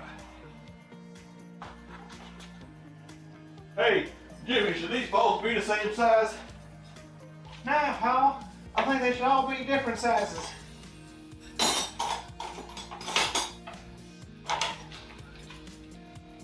You know, in manufacturing a car, you're not just taking, you know, parts that exist off a shelf.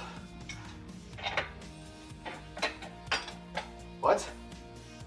18 was too big and 17 is too small. No fucking way. I guess we're not doing that. We're doing it the hard way. Because I'm not getting up again.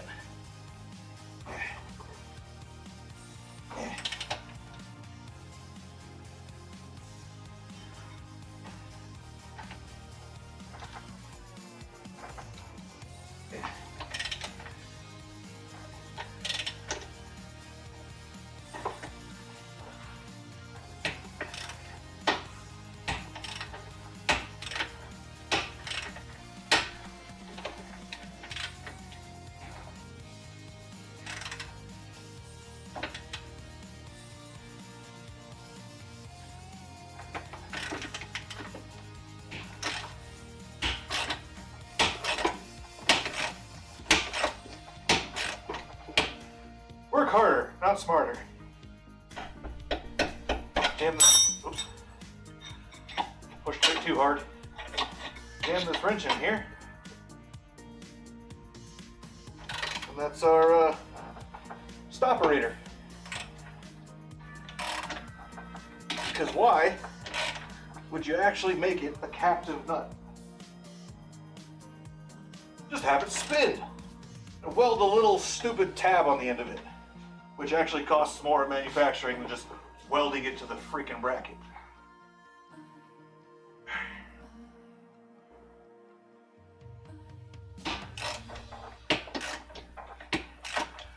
You know, I say I'm not getting up again, but I have to go grab the extensions that I apparently left on the other side of the vehicle. Lovely.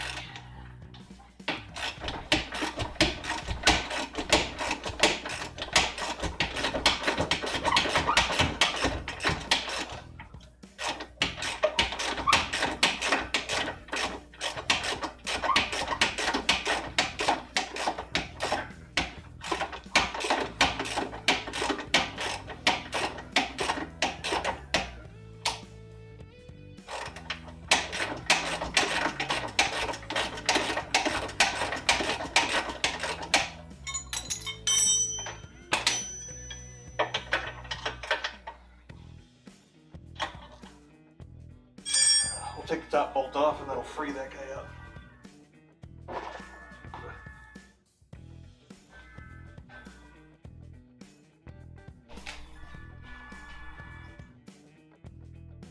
What the heck is going on here?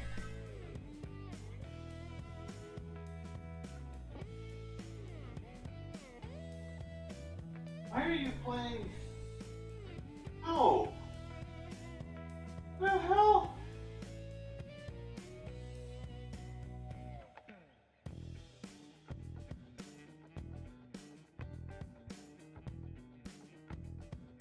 I was wondering why it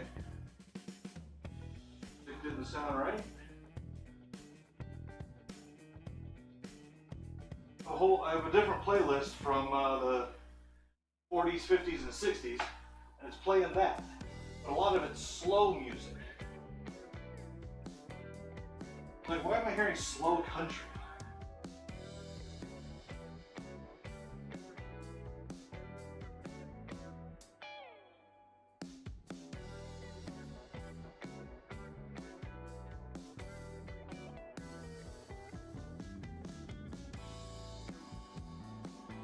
That's not.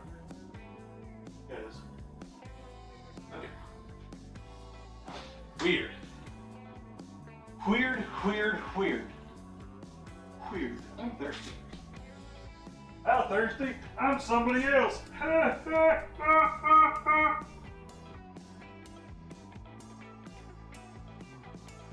What? Got a forward-facing guy there too.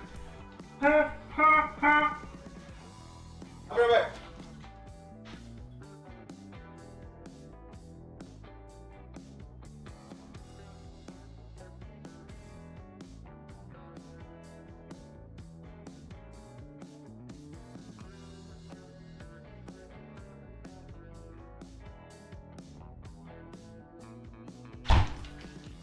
Clean up this corner.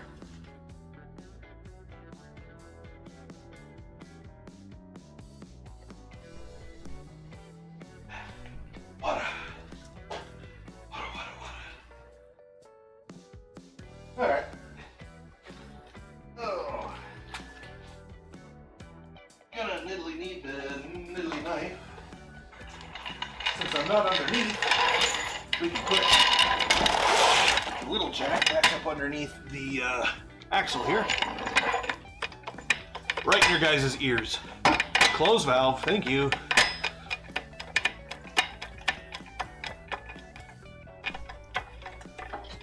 There we go. Just the tiddly tiniest amount of tension. Torsion. Tension torsion. Yo. Somebody's out riding a bike. And lots of gear. How cute. This is shorts weather, man. I'd be riding in shorts. Which I might actually do here in a little bit. 60 degrees? 60 degrees is definitely shorts. Ah, this side's much easier. Do this side by hand. Probably because there's no tension on it.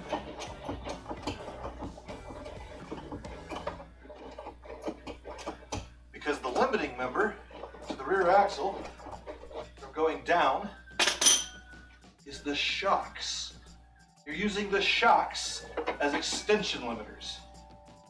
Also, this side's not nearly as rusty. Not nearly, you can still see metal in there. Nice. All right.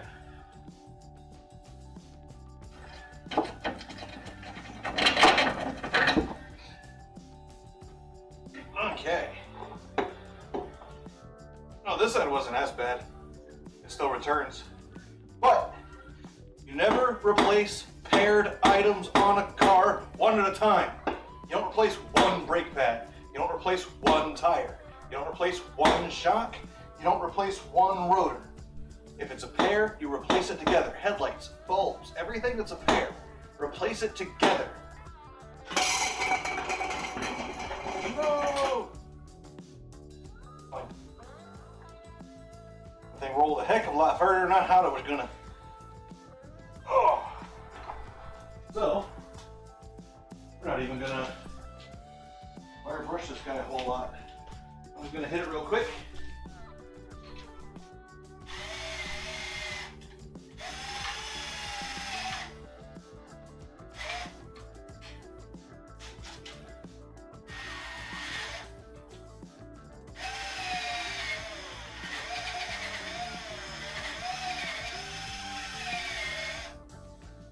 Shittily chunkiest bits. Yeah, just get the big chunky bits off. Here we go.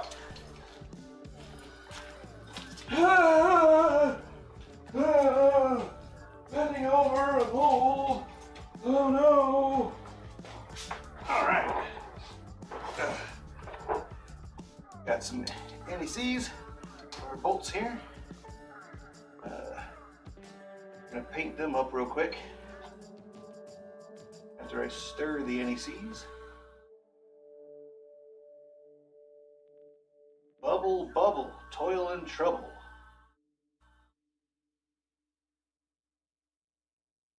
Yeah, here comes Disney after me.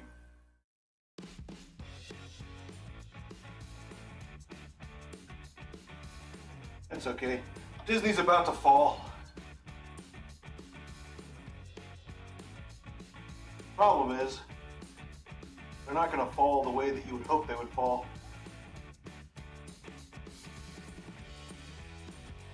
As big as Disney is, what they're going to do is they're going to fall in the same way a nation falls. Because effectively that's what they are. They're their own nation. These hyper corporate conglomerates, that's what they are. They're their own nations. The way a nation falls is slow and dirty and messy and really kind of annoying, honestly.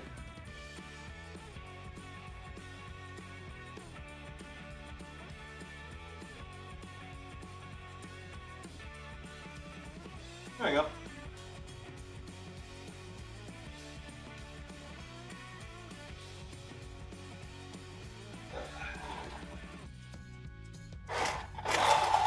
they're going to get worse and worse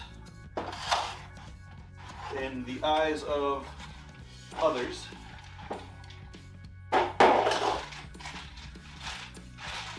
revenue will fall off sharply, which it's already starting to do, actually. And because the revenue is falling off, the corporate accountants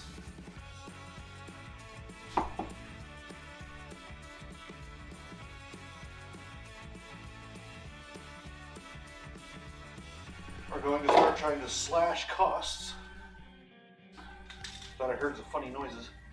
The corporate accountants are going to start trying to slash costs and maximize revenue, which is not how you bring back a failing financial entity from the brink of destruction. That's not how you do it. But you can't tell the corporate accountants that. They just don't listen. And then they're going to produce even worse things that people are going to like even less and less. And it's going to just continue being that format for a few years.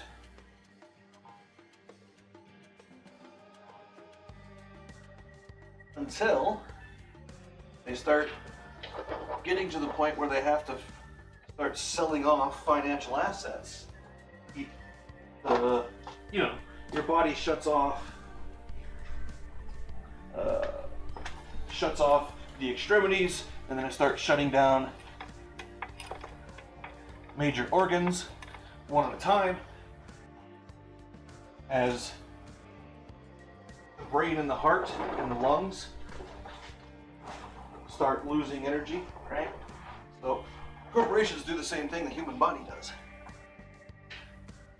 As they start to fail, they start trying to shut off things that are not critical to operations, selling off assets, what have you.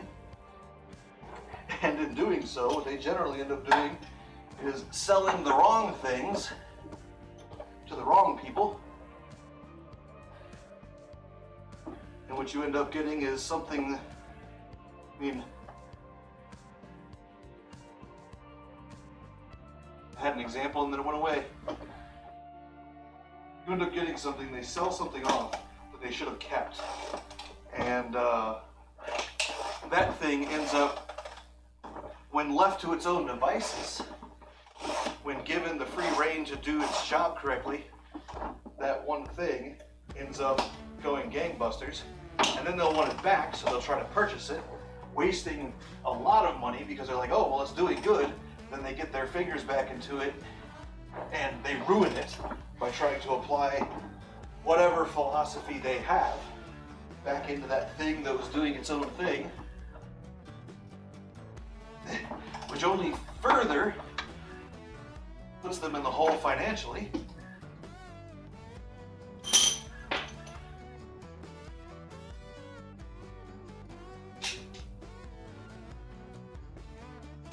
And then people start leaving. The people that are doing the work well, properly, goodly, smartly, they get tired of all the nonsense, the oversight, the stepping in from corporate, and they start leaving. And those are the people that you needed to keep around because they were the ones who knew what they were doing. But then corporate, in their overzealousness to try to save this thing that they purchased, that they stuck their fingers in, that they broke by sticking their fingers into it in the first place, they try to fill those slots of those good people leaving with quick candidates. And we all know fast is not good or cheap. Good is not fast or cheap, and cheap is neither fast nor good. So they try to put cheap, fast candidates in there to fill those slots from the people that are leaving. And what they end up doing is they fill it out with people that have no idea what they're doing, who further dig the hole and cost the company more money. Ask me how I know. The company that I most recently worked for actually is doing exactly that. They're in their death spiral.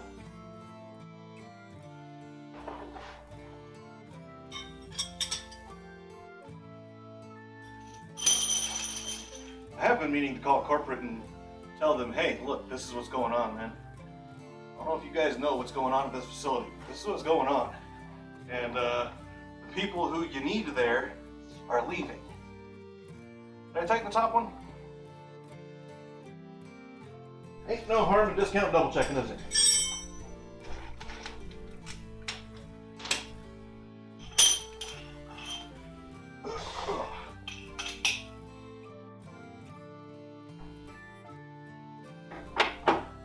Pretty sure I did.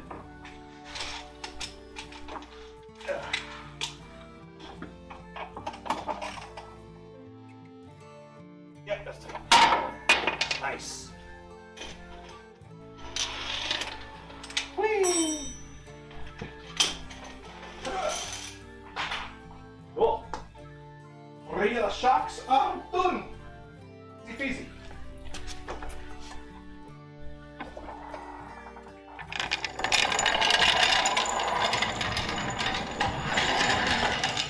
Easy squeezy, as some might say. Sorry for the noise. Sorry for the noise. Okay. Got anti-seize all over the freaking camera. Okay. We're gonna put you guys back up here. Back up jaw. And then we've got to turn it around.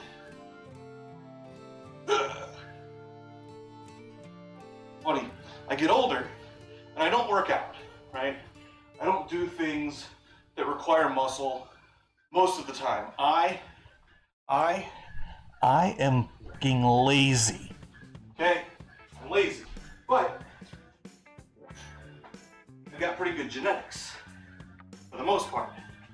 I've got my dad's muscle mass, and even at, what am I, 35? Which is about when you start losing muscle mass in large chunks if you don't continue to use it regularly. But even then, like, I'm still not a small dude. Like, I don't work out, I don't do anything, but I'm still not small. All genetics, man. And really funny. The really ha-ha funny thing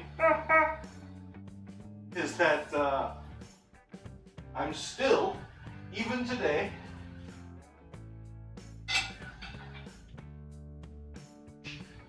where I've lost, I can feel it, I've lost 10-15% of muscle mass compared to 10 years ago.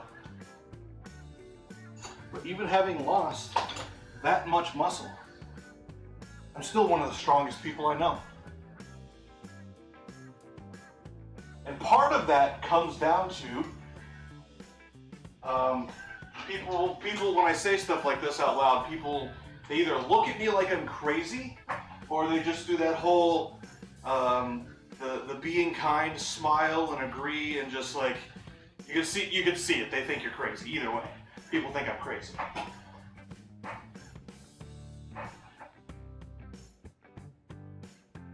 And I forgot what I was gonna say. People think I'm crazy. Leave it at that. People think I'm crazy.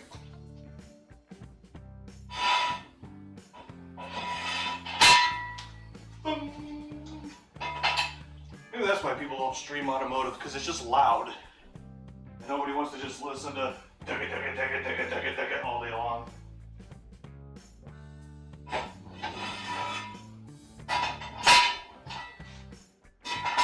But that's why I use hand tools. I gotta listen to ugga dugga dugga dugga all day long. I hate that noise. So much I hate that noise. As soon as I remember what the heck I was gonna say, I'll let you guys know.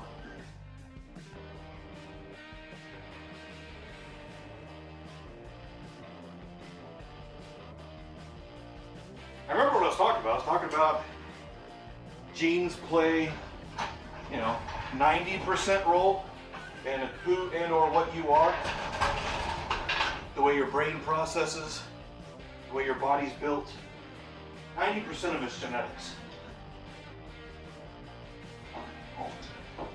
That could use a lube, can't it? Where's my lithium? Lithium. I don't know why there's a shaker can ball in here. I don't know that you need to shake it, but, well, it's probably to mix the solvent with the lube, because it probably separates. So, it makes sense. And I imagine the solvent is probably also the propellant. They're very similar. Manufactured in Cleveland, Ohio. No wonder they keep setting the rivers on fire.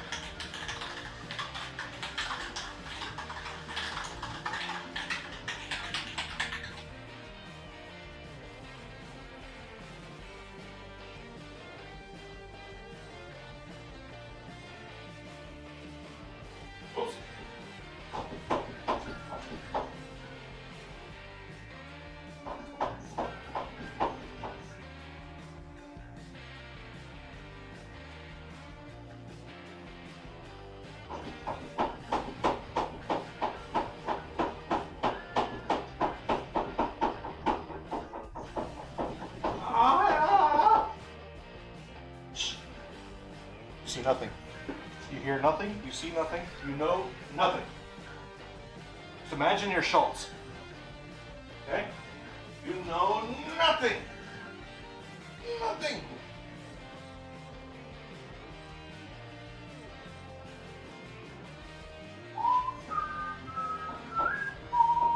Measure spiked with pain.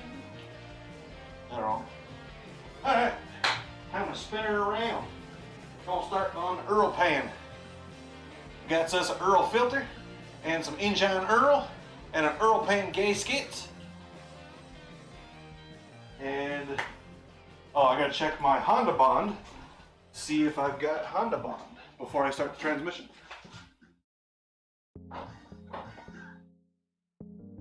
Still feels soft and pliable. When you're doing transmission pans on Chryslers, Honda Bond HT, this is what you use. When you're doing honestly, when you're doing just about anything that's oil, Honda Bond HT, it's what you use.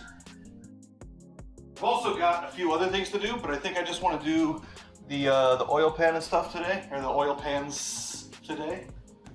I'm gonna wash my hands. I don't want to get the steering wheel all nasty.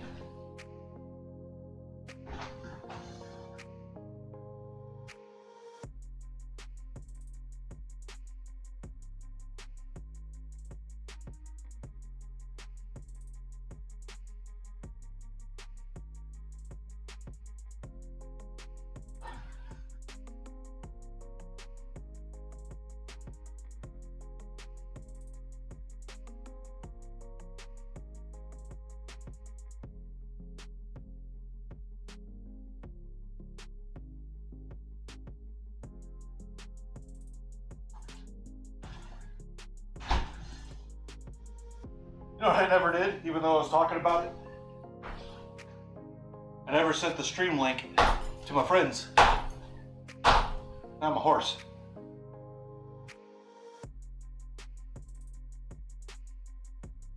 Or Ma Gord. Copay. And I am. Oh, wrong button. I hit the wrong button. Whoop. I am.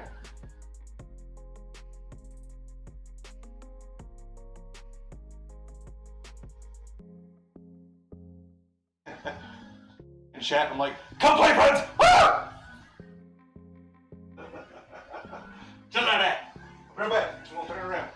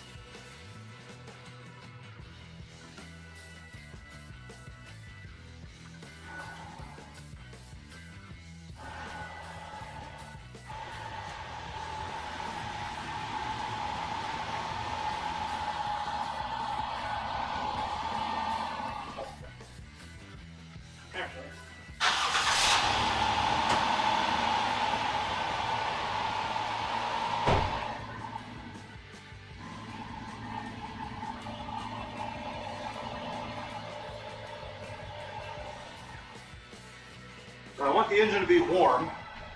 I'm gonna, just try to get it to any little particles that might be up on top, warm it up, the oil gets thinner, they should float to the bottom, flow to the bottom, whichever.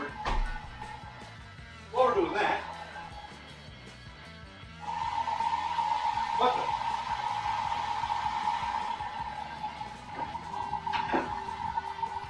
let's get our handy dandy Scanneroonie out. I'm gonna take you guys real quick inside the cabin. But not like, horror story the cabin, but like, the cabin. So. Cables. Cables that are twisted. No! No cables that are twisted. Come on. Jimmy! Jimmy! My cables are twisted. Look. They're all twisted.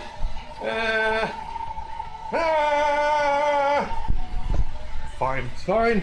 It's fine. We're fine. It's fine. Everything's fine. I have enough. Because check engine light's on. And I'm not going to say taking bets. Because I'm like 98% certain I know what it is. But if you wanna place some bets in chat, what do you think check engine light is? Or sorry, it's not check engine light, it's the MIL. Malfunction indicator lamp. Yeah, so let me grab a scanner and we'll hop in and figure out, I'll put you up there, what the code is. I am gonna take a guess and say, what is that, 702, 704? Not 7, 4. It's a P04. I don't remember the codes off the top of my head. Catalyst efficiency below threshold. That's what I'm gonna say. Taking bets, taking bets.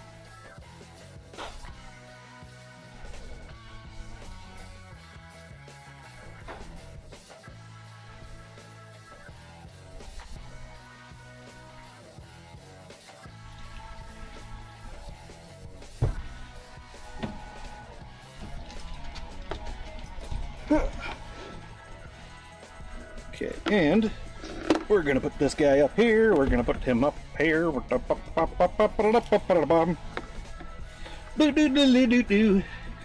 the what you call him? Where's the Hoosier what's-its?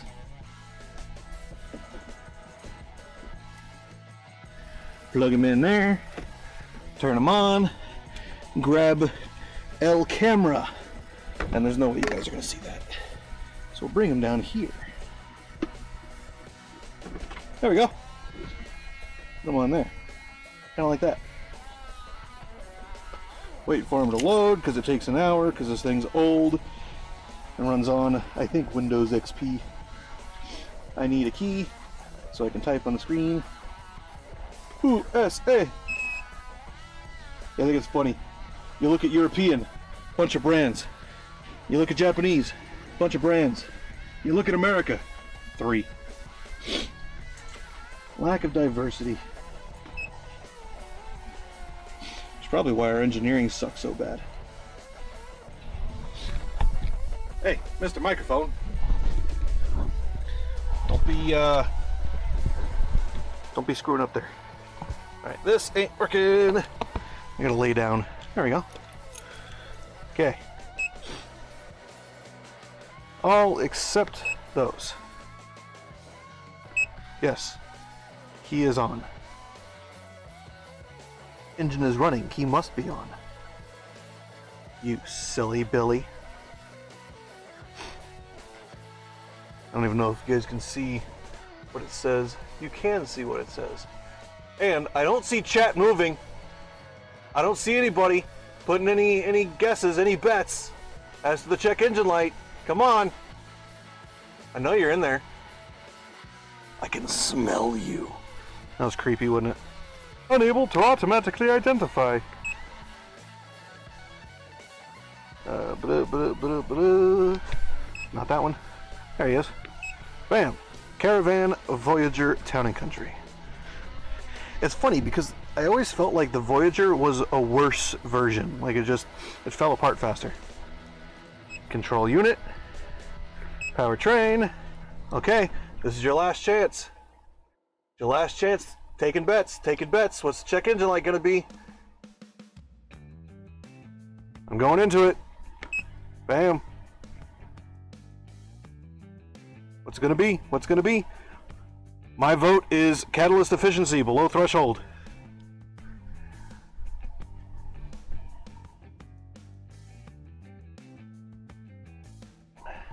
Come on now. Do do do do do do do do do do do. Aw, Alex Trebek. Sad face. Ready? Read codes. What's it gonna be?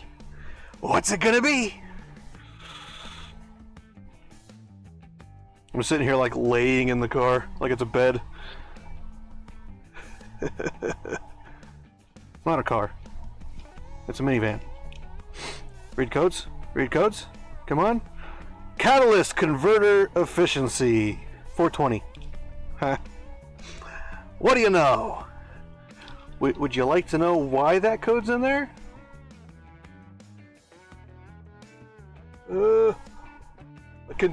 I can see the chat window, but I can't actually read what's in it because it's like I don't even know if we'll be able to see it with the camera. No, because the hood's white. So through the hood there in that dark space is the laptop. 12 feet away, and I am blind. Like I gotta be all up on top of things to read them. So that's fine. We're not even gonna clear that. We just wanted to make sure there was nothing else in there. And the fan has come on, which means the engine is up to full operating temperature. That's good. So we're going to disconnect the scanner. I'm going to take you guys and put you back over on the whatchamacallit there, the little tabley loo that I use to store things in the garagey. Oh, we need to fix this plastic on the seat too.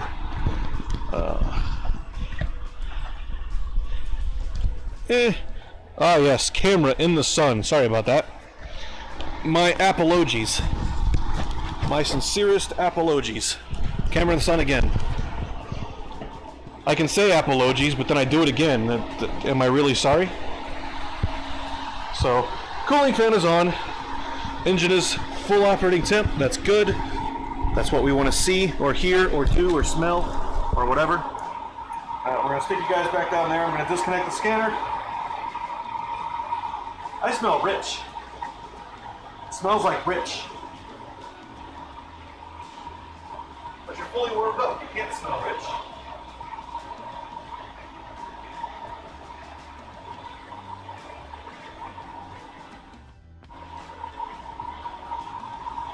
I mean, it is American. It's probably running rich.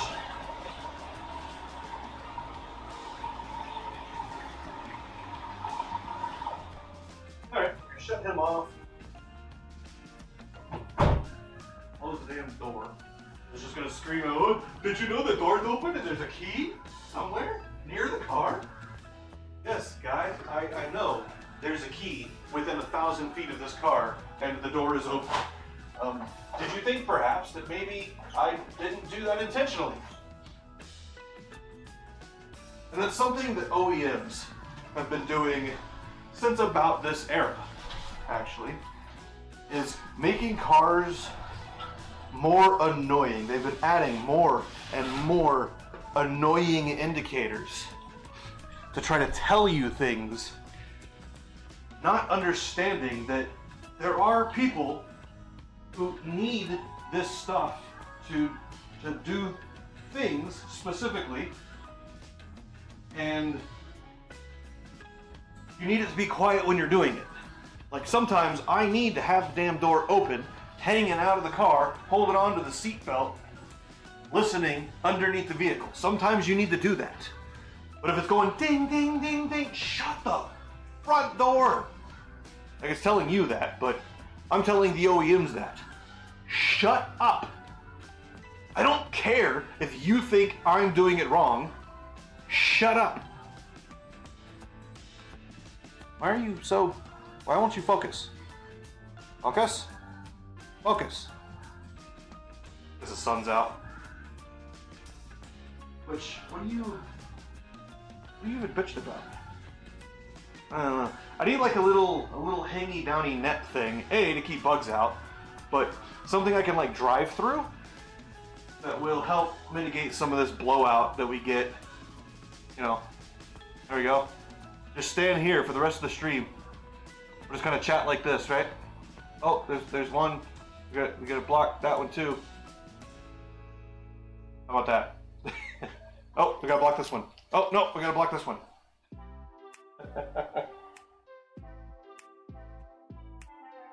I am very much quite hungry. It's already 1400. It's already 1400. I guess I did get up and get a late start. I didn't start the stream until like noon, huh? We're been going 2.5 hours. Alright, now comes the fiddly fun parts.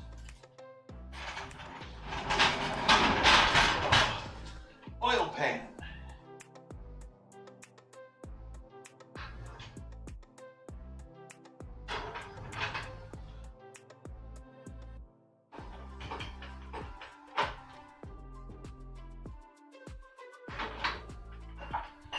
There we go.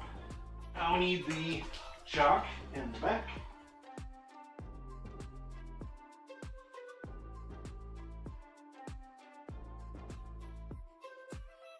I already put the chalk in the back. Oh man, I'm going crazy.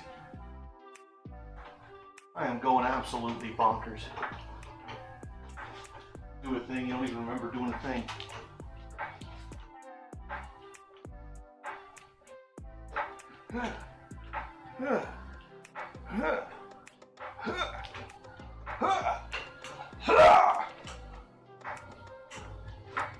Don't even really need it all that high, honestly. Just enough that I can get underneath. Which I'm pulling the van forward, I'm gonna have to put the chalk a little bit closer to the tire. It didn't run away on me.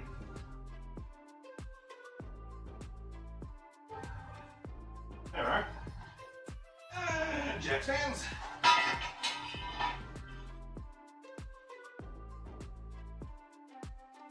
Oh my jeez.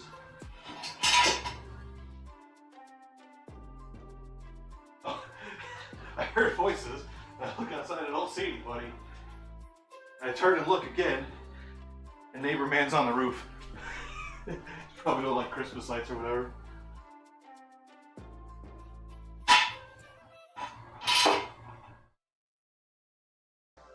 But the oh my jiddly G's was because when I build the lower body and the upper body, they put them together. You got this two pieces of metal that run all the way down, and they spot weld them.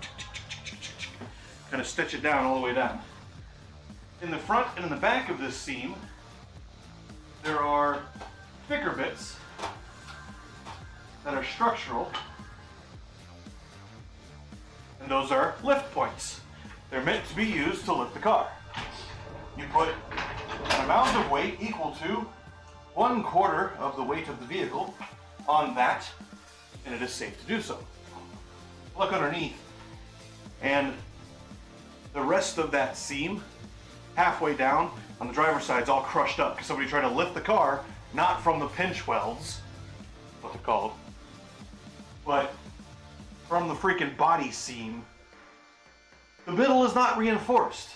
It doesn't have that extra bit of steel in there to be used to lift the freaking car from. Don't do that. I guess everybody's got to learn, but it's kind of not good when they're learning at the expense of somebody else's equipment. That's the key. Get our big old dripply drip pan here. That's not flat. Alright, we're going to drain the oil. It's going to be like 13, 14, 15, 16, 17, 18? Maybe 19.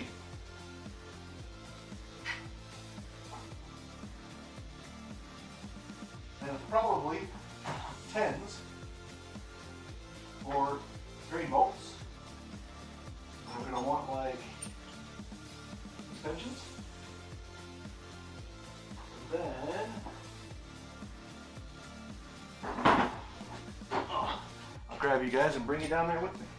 Because this is the kind of stuff I'm here to show you.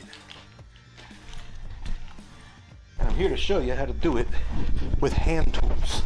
Also, the lens is kind of schmutzy, so clean, dark light, flashing light, sorry. Clean-ish. My cables are all twisted up. So,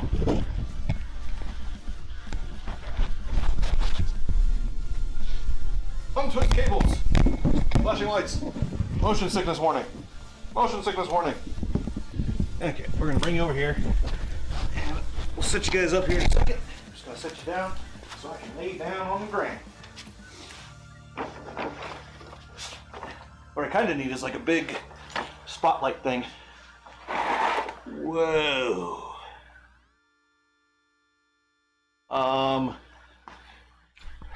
I degreased this engine the last time this thing was here, and that was literally, I drove it,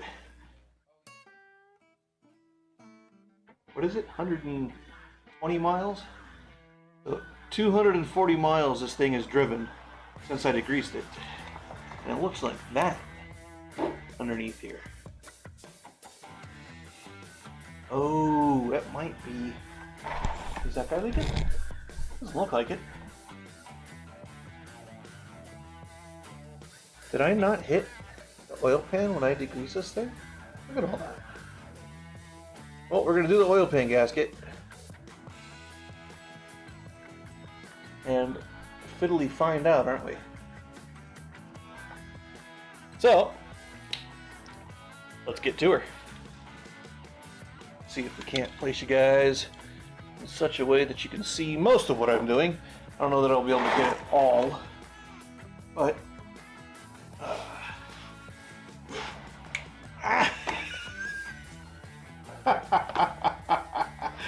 that was a finger cracking. Holy, whoever you are, wherever you are, you people are stupid.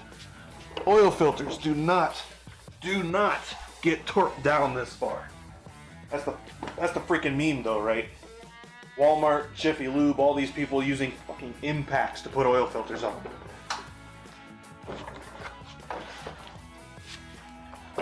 You put it down by hand and then like a 1/16 of a turn. That is it. I'm gonna have to take a tool to this. Fucking Christ. Idiots. Complete and utter morons. Stupid people. Tell you what. If my stream gets big, I'm gonna make sure I tell people all the time, constantly. Stop going to Walmart. Stop going to Jiffy Lube to get oil changes. We're gonna run those places out of business. Because of exactly this. God damn it.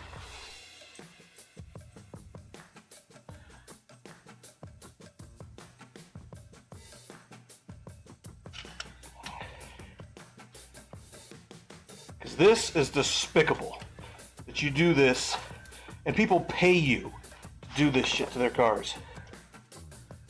You're being paid and you're doing this shit to people's cars. Look at that. There is no need for this oil filter to be that tight. Oil filter should be, well, this style of oil filter, cartridge oil filter. Or full assembly? I guess the cartridge is the paper element. But full assembly oil filter, this guy. Spin-on oil filters. Should come off by hand. Oh no, don't tell, okay. The gasket was dragging, I was like, no. Do not, you better not be cross-threaded. Ew. That is dark. Oh, and it smells.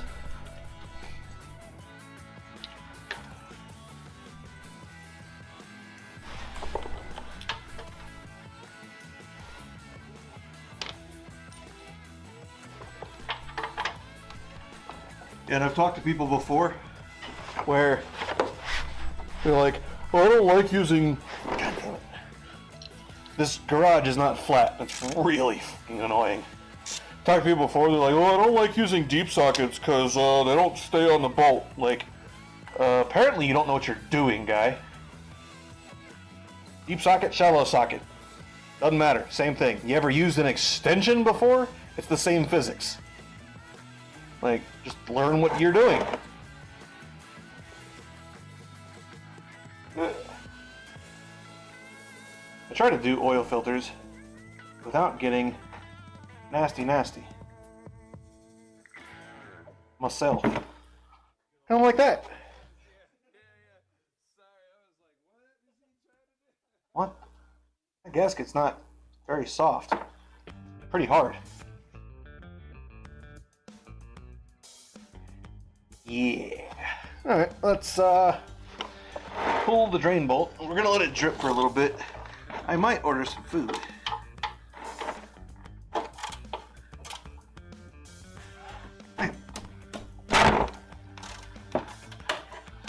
That wasn't stupid crazy torqued. Oh, but it's crunchy. Ruh-roh raggy. Might need a drain bolt.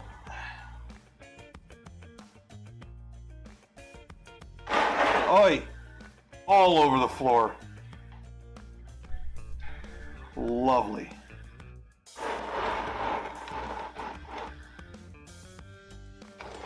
Lovely jubbly. How old is this drain bolt? Well, the shoulders are all rounded, so yep, we're gonna need a new drain bolt. And that gasket's not in very good shape. Okay. We'll order a new drain bolt for her. And, of course, oil all over the damn floor. Okay, while that drains, I'm gonna go grab some rags. Which are right here. Easy peasy. We're just gonna chuck them under there. Cause I don't got no kitty litter.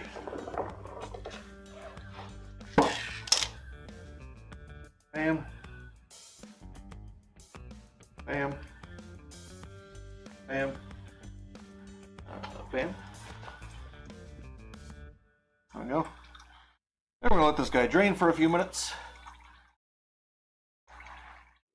Yeah, this transmission side cover is leaking too, but I'm pretty sure it is just sealant. I'm like 98% certain. So, what we're gonna do is we're going to call Joe Riley's real quick and order the drain bolt and ask about this side cover, see if they can show a gasket for it. That's what we're going to do. Yeah.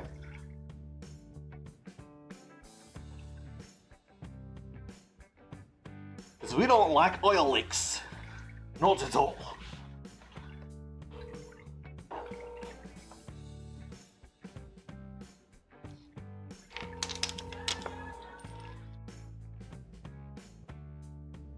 You're saying 06? 05. It's an 06. Really?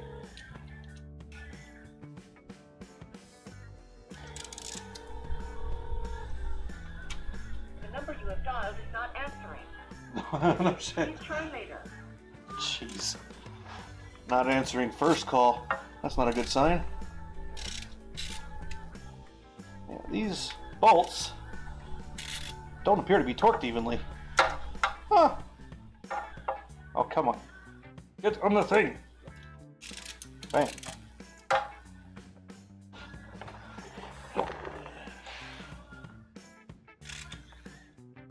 Is that a holiday or something? So maybe it was just the one bolt. Nope, that one's super loose too. We also need 10 mil Ridley wrench. Is there gonna be something else I'm gonna need? before I stand up and sit back down. Yeah, we're gonna want to pull this bracket off. So 14 match, probably. I'll grab a 13 and a 14 and a 15.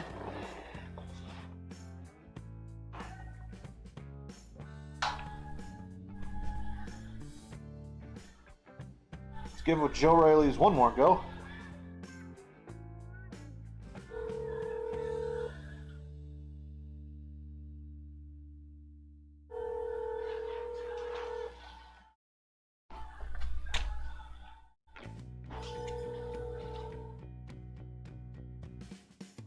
Nice.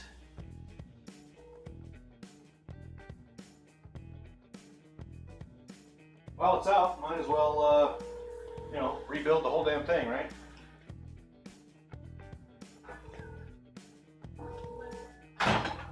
Yeah, why? Wow. They're not answering the first call. These are either new people, or I don't know. Because they should pick it up at the very least. Pick it up and say, hey, can you please hold? So, yeah. 14. Gonna grab a 13. Gonna grab a 15. And we need a 10. 10 ratchety. Grab a 10 regular just to be safe.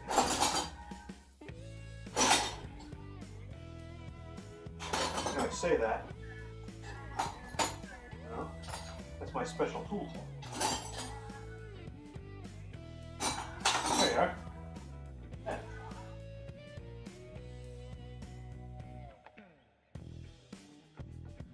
Okay. And there's this little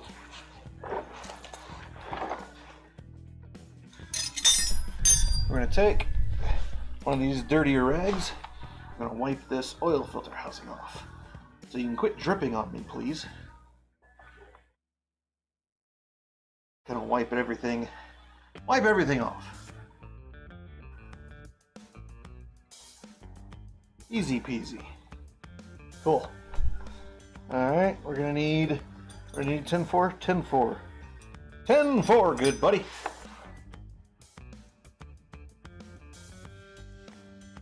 What?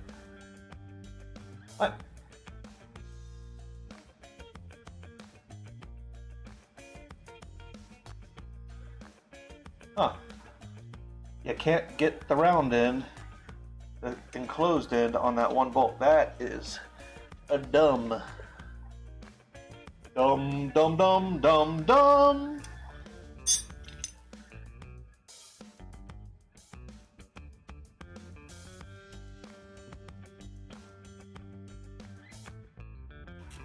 Nope. I knew I was doing that wrong. Yet I did it anyway.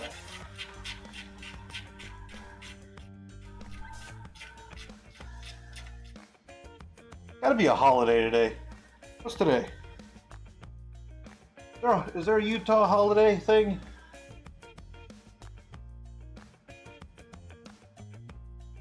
Some LDS holiday?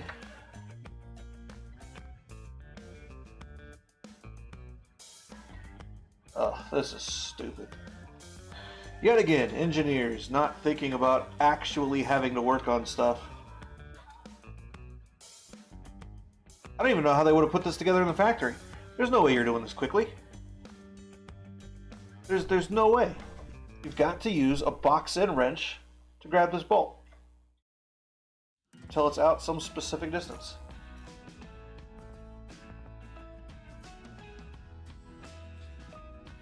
Oh, it's out all the way. It's stupid. That's okay. It'll go in by hand when I get done.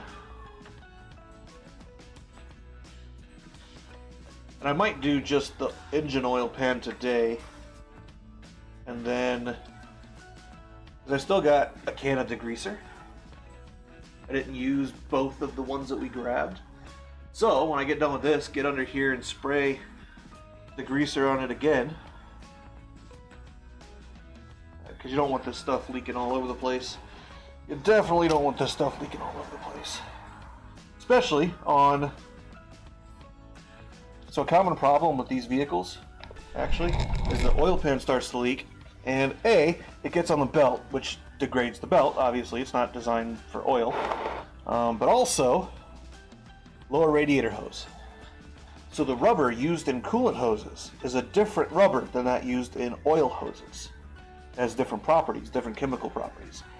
And oil, engine oil, on a coolant hose will make it expand. It'll soften it, make it expand, and it could just rupture. Ask me how I know. So that's no good stuff right there. That's bad juju. We don't want that. Hello? Oil filter housing.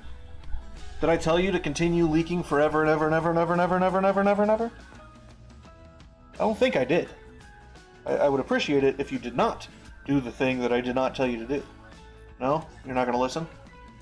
You're just going to do whatever you want, right? Yep. Okay, and then engine oil is drained. Enough. Put the bolt back in.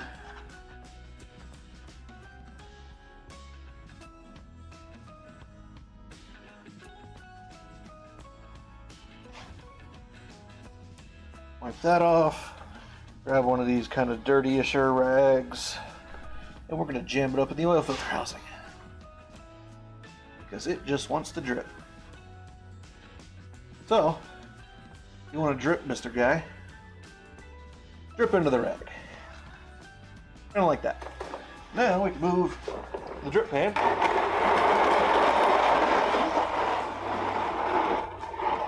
Out, and away! Now we're going to do a little bit of cleaner rating over here. With all these rags.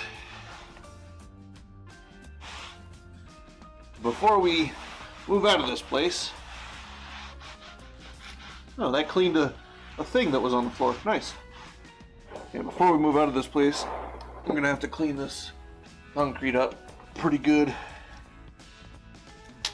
We were pulling this bracket down. That's what we were doing. Yeah. This bracket. Bolt. Bolt. Figure out what size bolt first. Not that size bolt. How about this size bolt? No? Can't even see it. Is it this size bolt? No. Is it this size bolt? Yes. Wow. Bigger than I thought it was going to be. It's been a while since I've been under one of these.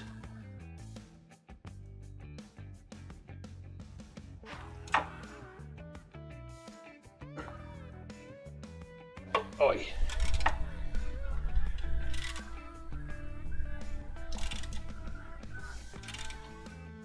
All right.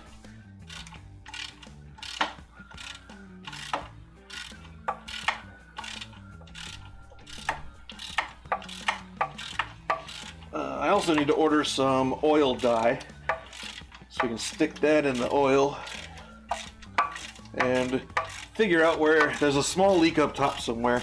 We're going to stick it in the power steering pump and stick it in the engine, and we can figure out where that leak is.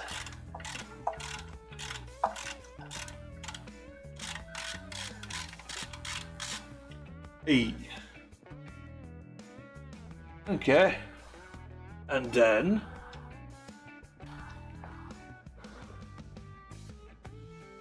three bolts, maybe 4 bolts. 3 bolts. Probably 3 bolts. What size are those bolts?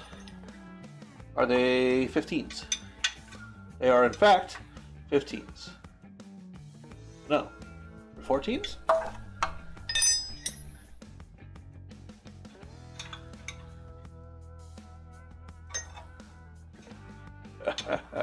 No, they're Chrysler. They're probably 9/16. 15's a bit loose.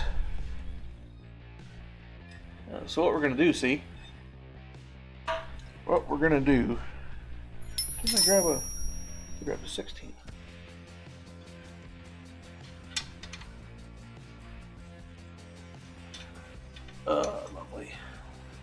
what we're going to do is we're going to use extensions.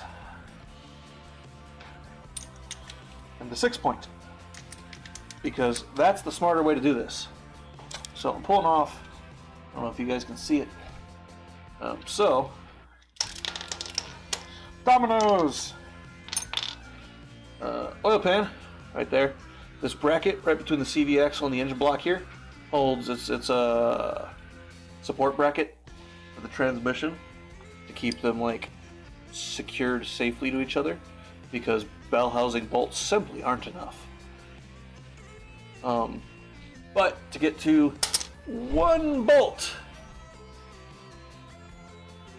you have to pull this bracket off. And the bolts are, you can kind of, it's pretty easy. You get to them from right up in here. Easy peasy, job's a good one. So that's what we're going to be doing. So I'll put you guys like there. Can you see up in that hole there? Kind of maybe? Maybe kind of? Kind of maybe? Gonna roll onto my back.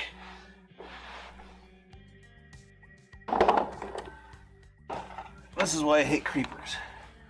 Because the wheels, the casters, they never do what you want them to do. Okay, we're gonna lose an extension.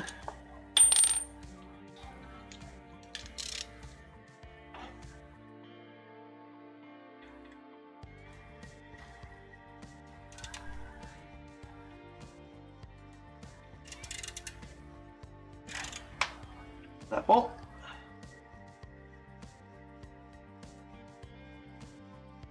That's bigger. Of course it is. Why would we use the same bolts? No, we can't do that. The same bolts? What? You're a crazy person. You're a madman. The same bolts.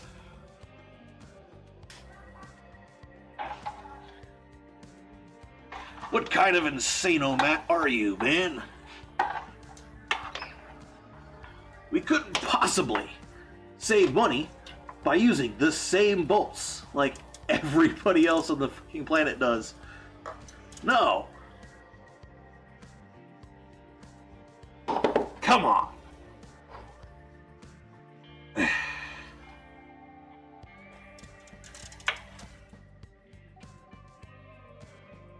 We're Chrysler. We put a different bolt everywhere. Every single bolt on our machines is different from every single other bolt. There are no two bolts alike. There can be only one. Because we're Chrysler.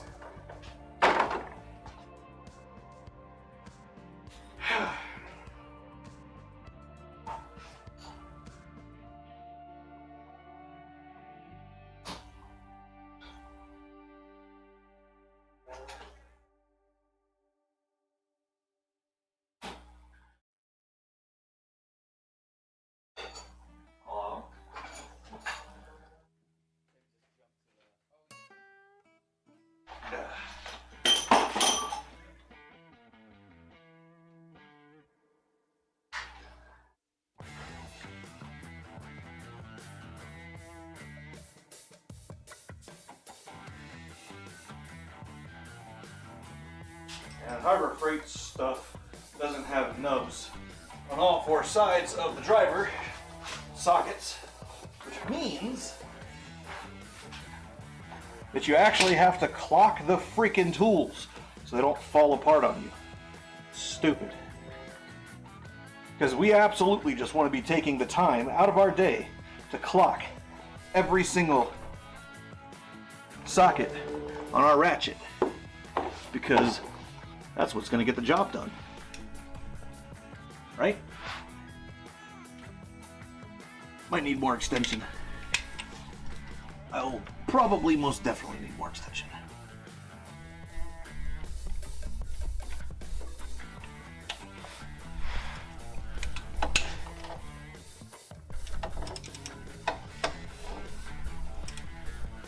I need more extension. We're gonna try this anyway.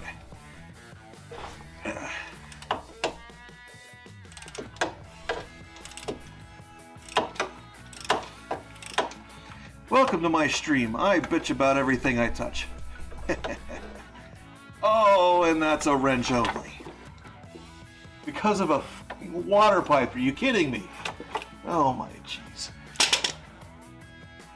Hey, Chrysler engineers. Suck it. You're idiots. All of you. Every single one of you. Don't care if you're the one specifically that designed this piece of crap or not. You're all idiots.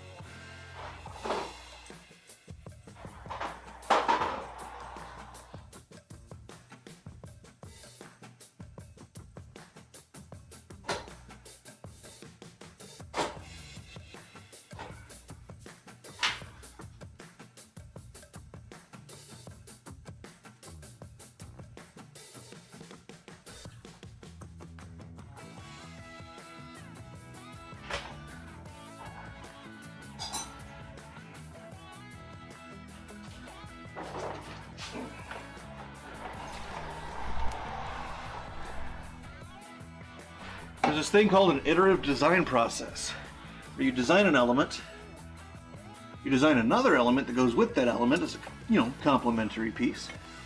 You then go and investigate the original element and verify that it is still useful, usable, good.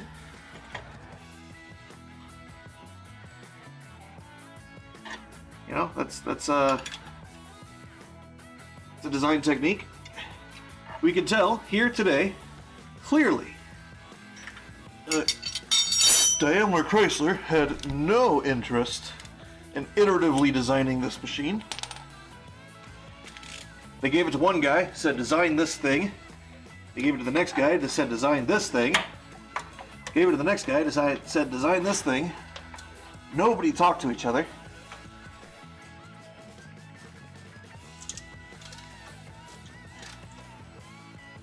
Oh my jeez.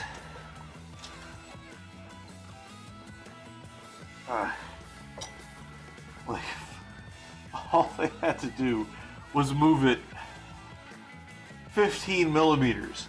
Any direction almost. Literally 15 millimeters in just about any direction. And this bolt would have been readily accessible.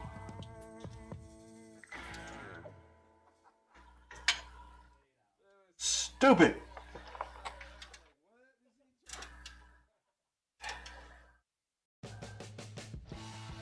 And I don't care what anybody says. Anybody comes and says, oh, well, you don't know, maybe the talking nonsense and crap. I'll tell you, there's doing a job right, and there's doing it wrong. This one was done wrong. If you're an engineer, there's the expectation you have some minimum level of intelligence, training, knowledge. Minimum.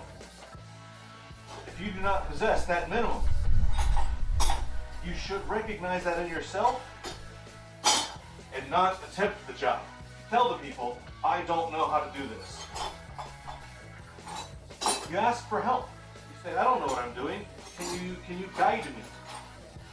Can you give me some guidance? I don't think I have an 18 ratcheting wrench. Because why would I? Oh, it's gonna be quarter turn all the way out. A lovely jumping.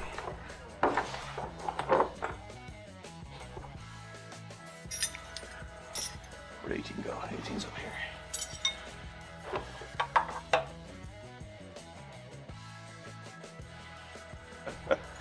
Oh, this stupid thing. You know that guy Jimmy that worked at GM for a while? He took all that running out to the junkyard experience for GM and how they design their engines. And he brought that over to Chrysler at some point, apparently. Like, hey Jimmy, We need to get this water pipe over here. You got any experience with that? Piece of dirt in my mouth. Jim was like, yeah, I can do that. Let me take a look at it. And it does. And Jimmy takes a look at it. Of course, it's not a comes out by finger bolt. It's a locking bolt, which means the whole way out is tight. All of this just for one bolt because they chamfered this bracket too far. It is absurd how poorly thought out these vehicles are.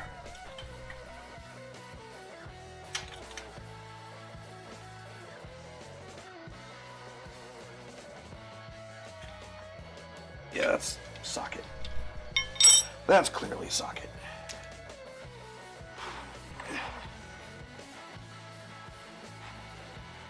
It is laughable. It is genuinely a humorous thing how poorly designed American vehicles are.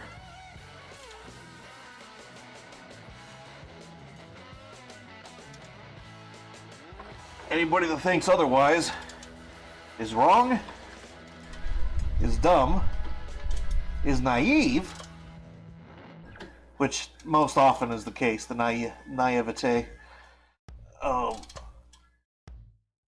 or is, well, I was gonna say too stubborn, but I think stubborn just falls under dumb.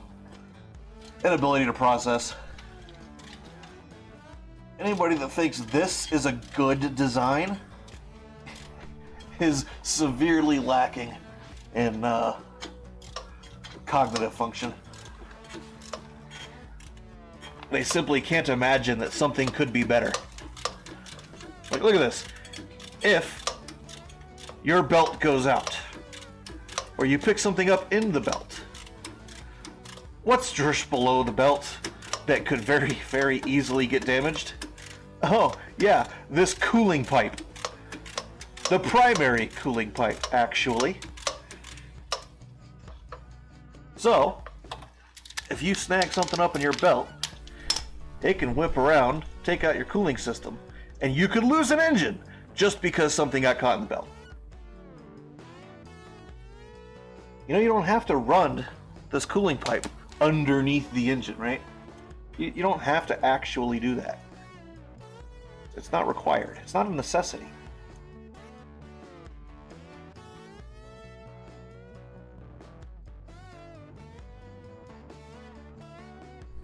Oh, while I'm down here, I need to look at the exhaust. Oh, probably spray the exhaust. I thought that was going to whack me in the face for a second.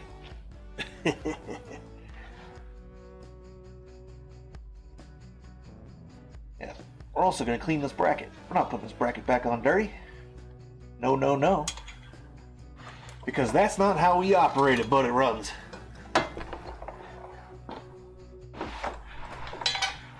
Which, the more I talk about it, the more I tell you guys how I operate, the more I realize how ironic the name, the logo, the motto really is. Because it's like, well, it might be ugly, but it runs.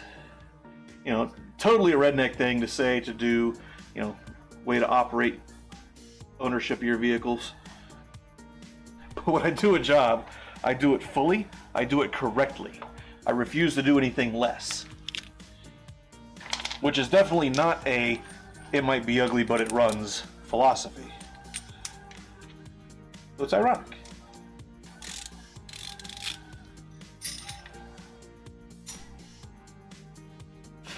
I guess it's not ironic, it's merely contradictory. Oh yeah. Wait, you should have fallen out.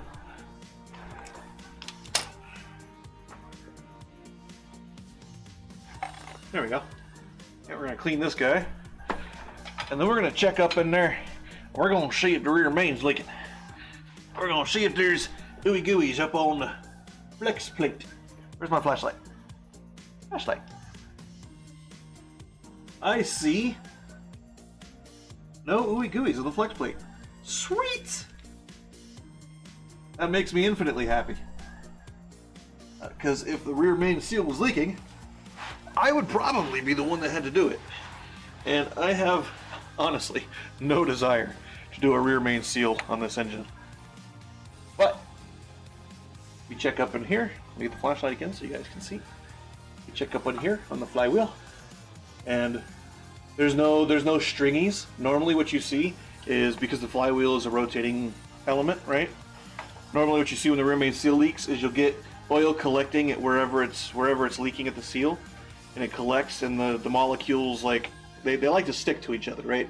So they grow, and then when it gets big enough that the rotational energy can pull it off of the seal where it's leaking, it straight down, because it's rotating, right? So it's just going to fly straight out from the center to the edge. And that's how easiest way you can diagnose rear main seal is if you see those stringies on the flex plate or flywheel back. And then once this oil pan comes down, I'm gonna go get something to eat. And we're gonna let it drip for a while, because it's gonna need the drip for a while. But I actually do like these oil pans. If it weren't for that stupid engine bracket being in the way, this would actually be an enjoyable job, because it's super easy. I like them because, unlike the Civic, unlike most engines, this guy does not have doesn't have the rounds on the end for the crankshaft bearing caps, or whatever housing elements they put at the end to account for the crankshaft. The gasket is mostly flat. I think the front has a roundedy bit. No, I think it's flat too. Sweet.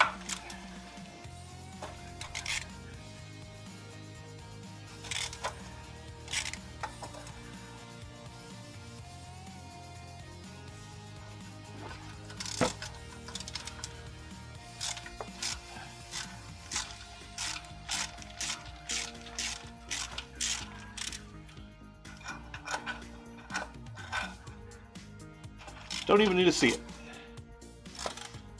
Can't even see these bolts. Just do it by feel. Drag your socket across until you feel a bolt. Okay. Now these should all come out, theoretically, by hand. Or most come out by hand. We're going to dip them in our parts cleaner basket here in a bit.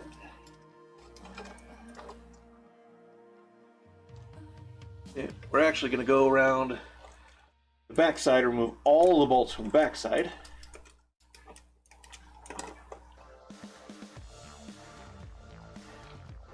Because we don't want to try to be reaching around the pan. This is not one of those cases where reaching around is a good thing. There are some situations where that is a good thing. This is not one of them. I forgot about these. The spare tire is right in the center of the vehicle. It's so funny. On a Toyota, there'd be an engine there.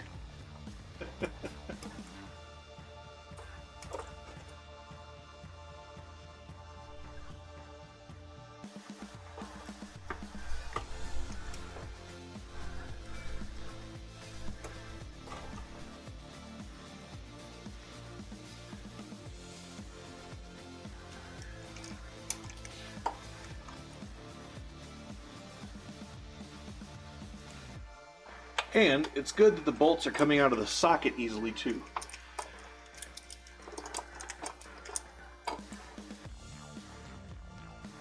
I always like that. That's always a good thing.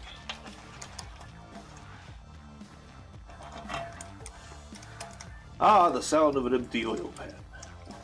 I know some people that would do this job without draining the oil first. I'm like, nah man, I ain't doing that. We're getting the oil out of here. This thing's going to be as empty as we can possibly get it within reason. Yeah, I'll probably end up doing the transmission tomorrow, actually. Do the engine oil pan tonight. Hey. Oh, it's a nut. I was like, there's no bolt there.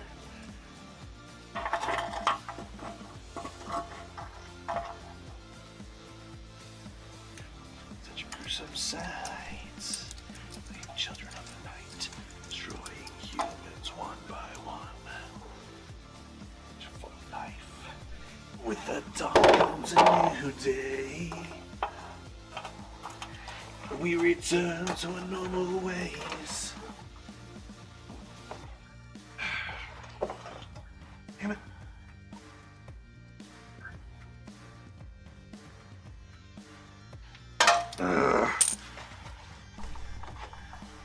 Christ.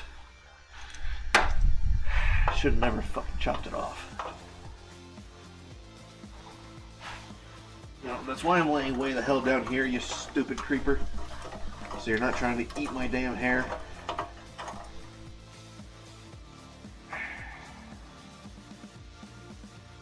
Eventually, it'll be long enough again.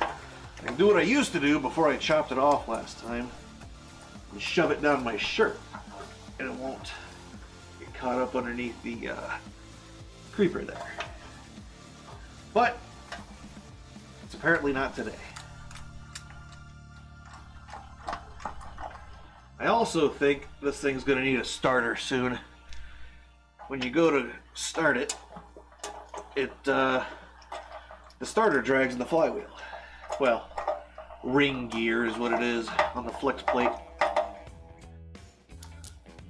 Which, speaking of, real quick, before I get the pan down and I can't stick my head under here, inspect the teeth on the flex plate.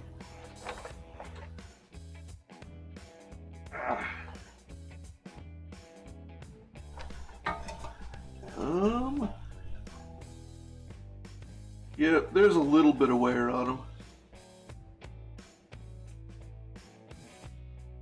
Which means, probably what happened is people cranking the thing while the engine's running. You've got a freaking engine speed indicator. Look at it. If it's something other than 0, the engine is running, in fact. Okay, we'll get this cord out of here. We'll bring our drippity drip pan back. You can see he's nice and loose.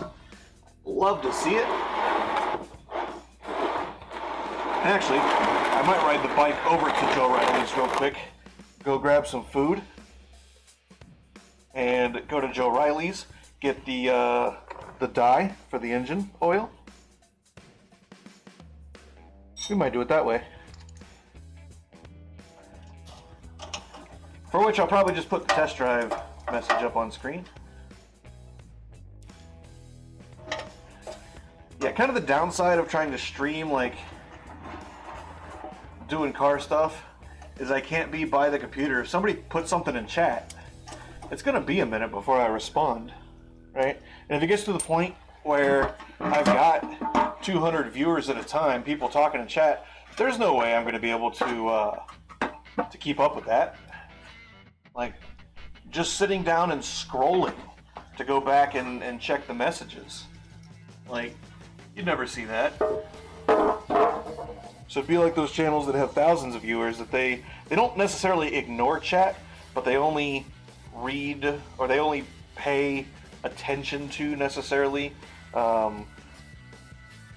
paying members or the long time members or whatever. However they decide to do that. So we got our oil pan gasket. It is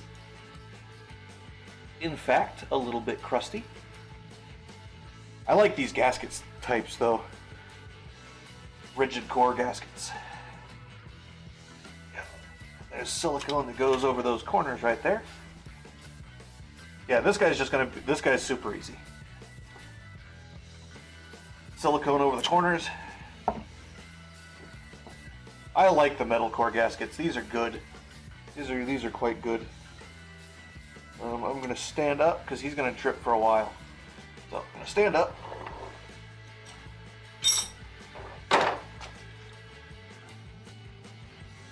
Yeah, it's not like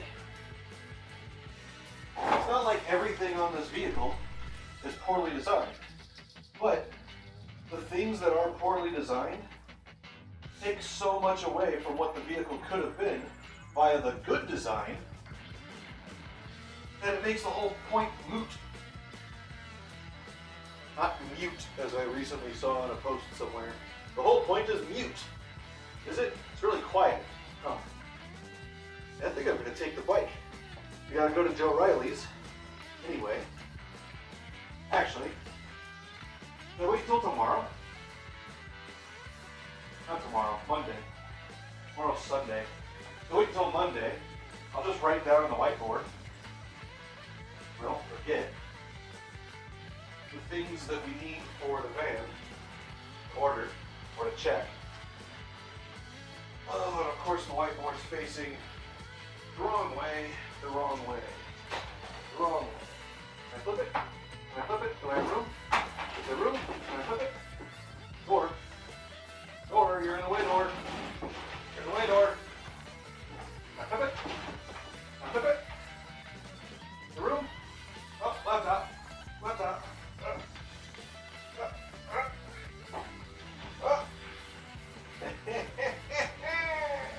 Alright.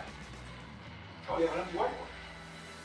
So, I think that's what we'll do. We'll do this, we'll figure out the stuff that we need. I won't put engine oil in it, I'll just push it back out of the garage by hand. Hopefully it's light enough I can push it back in to do the transmission tomorrow. So, I need a chain cover. That's that guy. I'll show it to you guys tomorrow. You can see if there's a gasket or if it's just a sealant.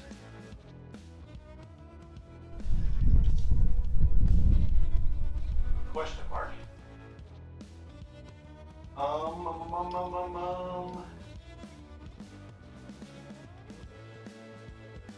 Engine, oil pan, drain bolt, or plug, depending on who you're talking to.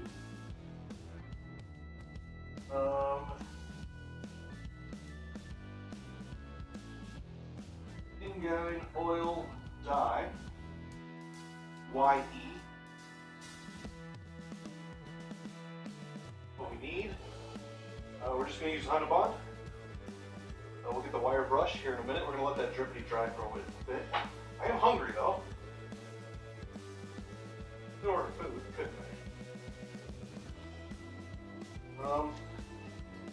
Give me a second, I'll be right back. I'm going to go. My roommate's had anything to eat yet. He only eats like once a day.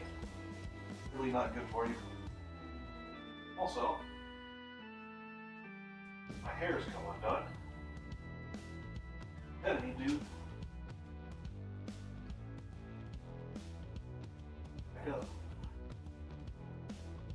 Dirty hands, that's the best way to do it.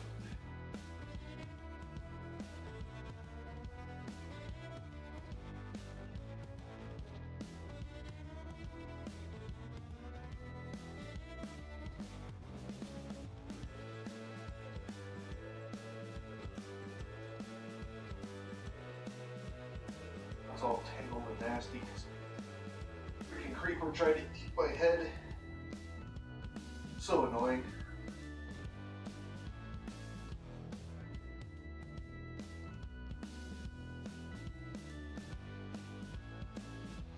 It was easy. Undo my hair. I tied it up kind of in a little loop. Hair ties. I would do that instead. But it gets super tangled when I try to do that every time. So, I'm not doing that.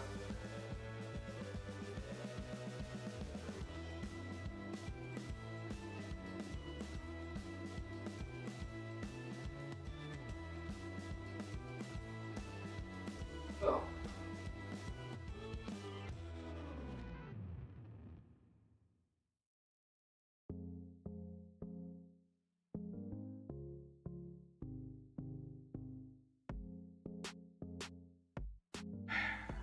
No!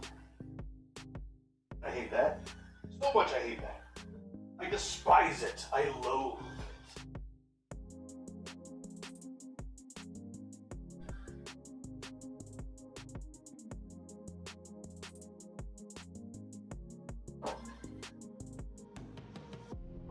Fender feels loose.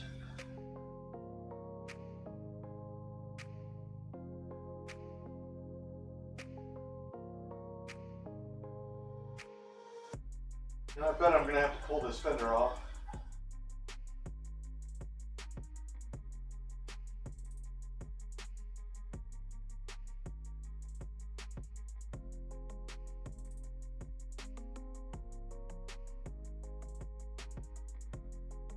Hopefully I don't have to pull the bumper all the way off to get these freaking headlights out of here.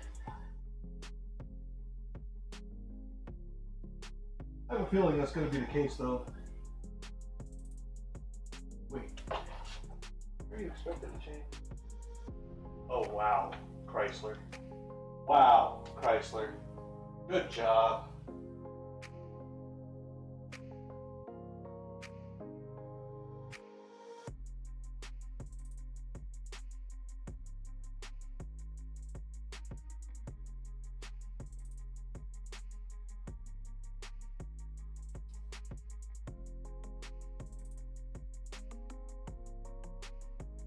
Asking him if he's waiting for his girlfriend. He's like, she gets off at 6. Are you waiting for her? Like, I asked you a question. Are you waiting?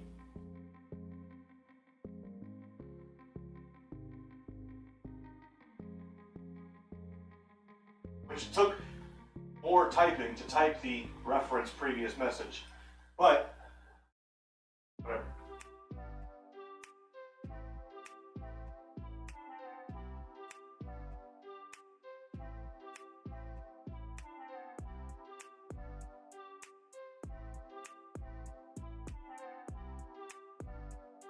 I'm starving.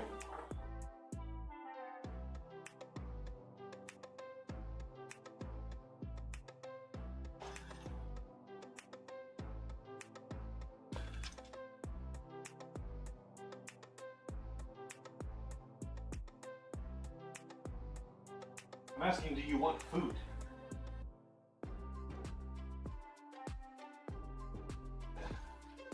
Jesus. Like pulling teeth with some people.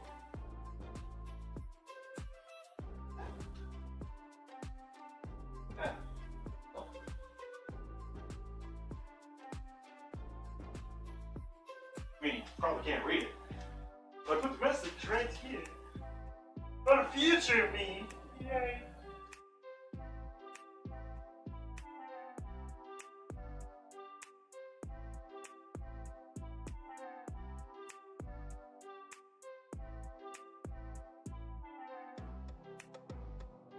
We let that pickup drip for a while because it's going to drip for a while. A couple hours is sufficient. So by the time I get back in here and get the pan back up, it'll be getting pretty dark, actually. We're just on the other side of the solstice, but we're still in short day mode right now. What the? One of the freaking bolts fell out of the caster on my creeper. How'd it go? Yeah? Okay.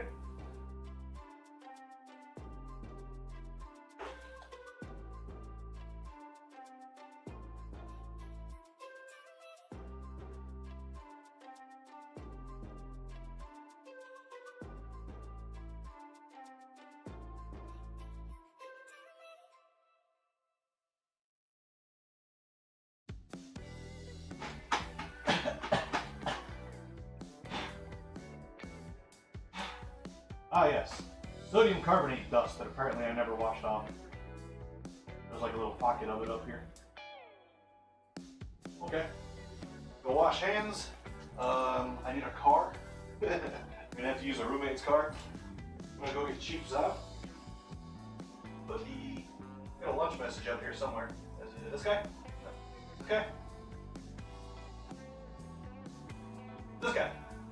No. What the hell? I changed my message. I guess we'll do that one. So while it drips, then what I'll start doing, put a message in chat.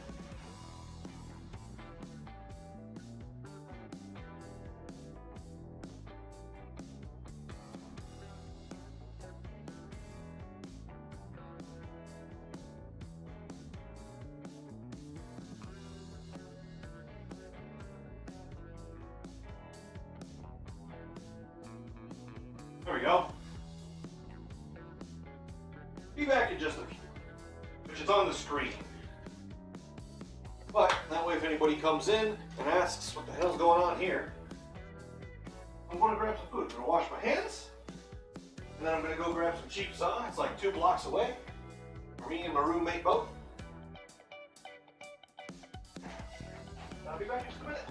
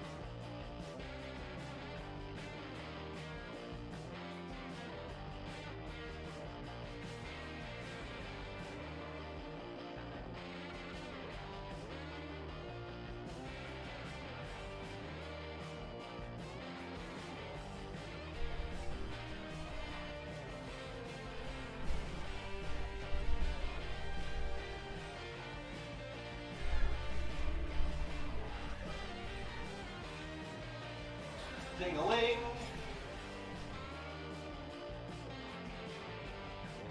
And my silly sunglasses. We shall be back in just a moment.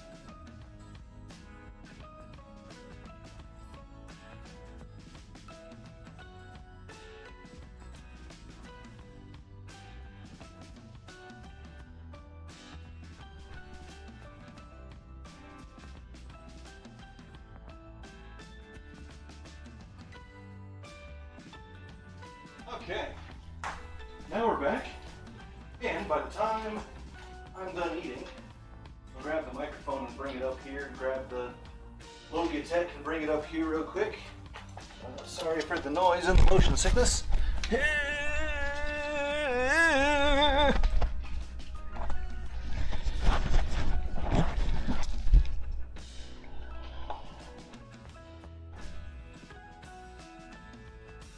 Yes, Cable. You just want to be wherever you want to be, not where I want you to be. All right, so we'll sit down. We'll have a little bit of a chat while I eat. What do you guys want to chat about? If anybody's even in there. Took me longer than I expected to get food. That's fine, like I said, it's only 2 blocks away. Not a huge deal. Let's turn off the thingy-mabopper there. And here we are. Got some cheap za. Cheap za.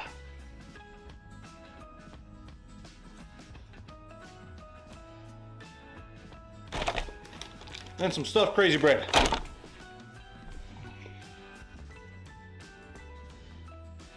See, I like Little Caesars format.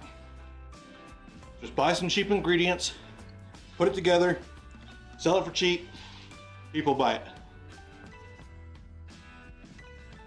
it. Good stuff.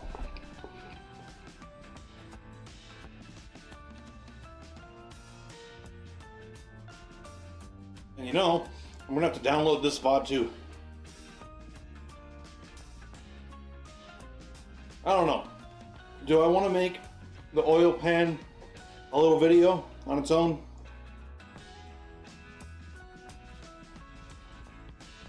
Or the engine oil and the transmission oil pan videos on their own?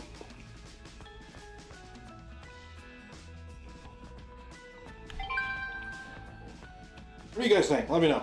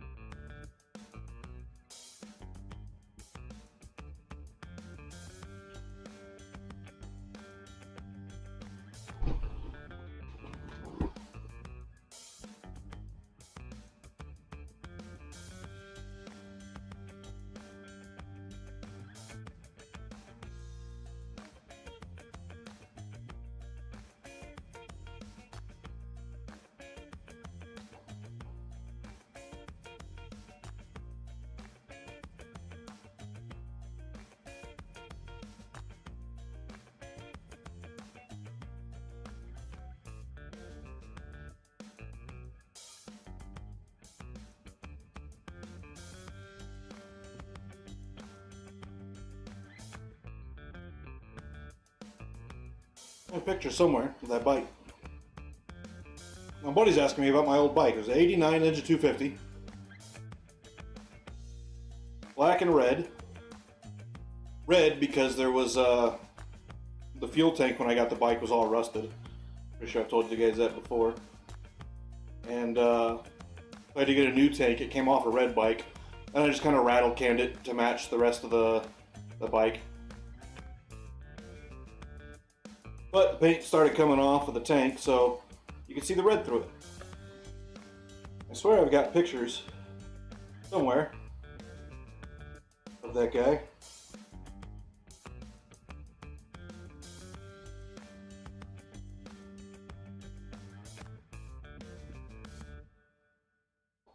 Let's see if I can't find him.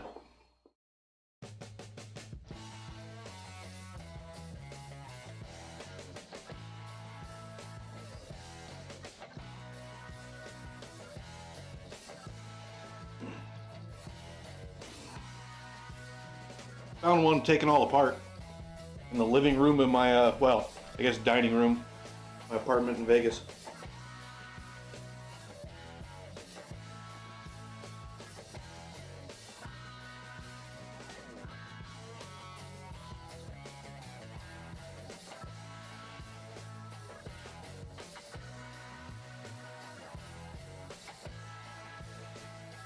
I miss that bike. That was a fun bike.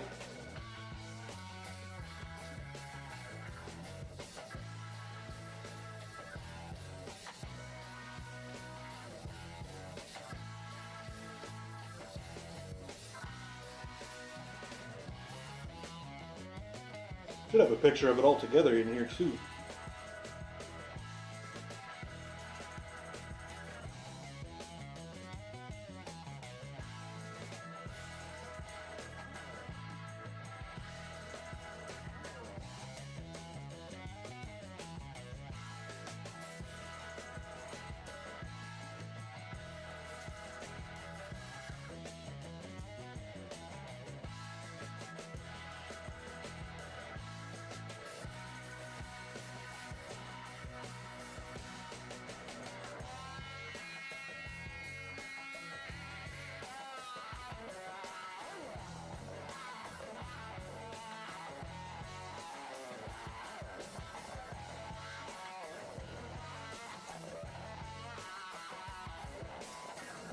Starting to cool off too.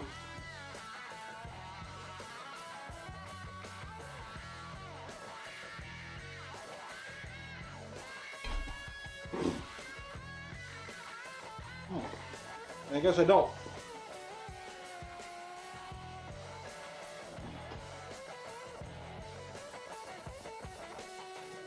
The wheels were red too. I forgot about that.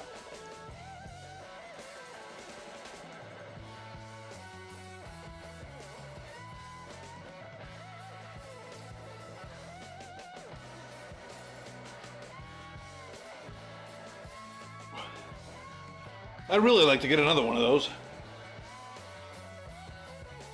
88 to 96 Ninja 250. Amazing little bikes. Phenomenal machines.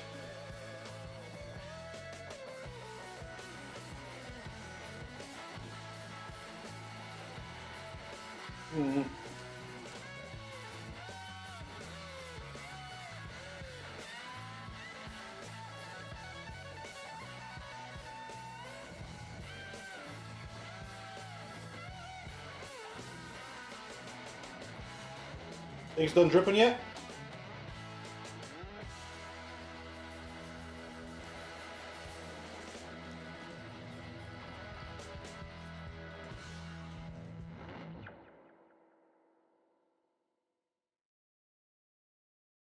Tomorrow, I need to get up early and do this transmission pan.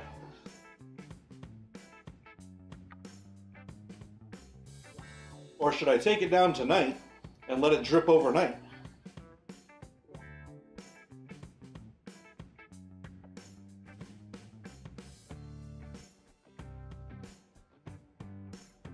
That might be the better way to do it.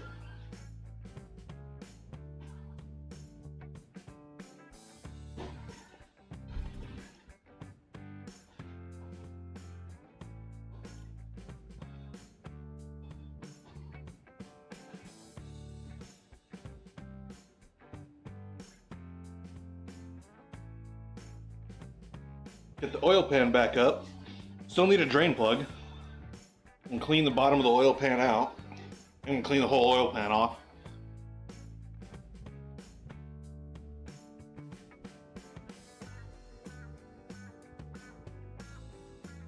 Half of me is tempted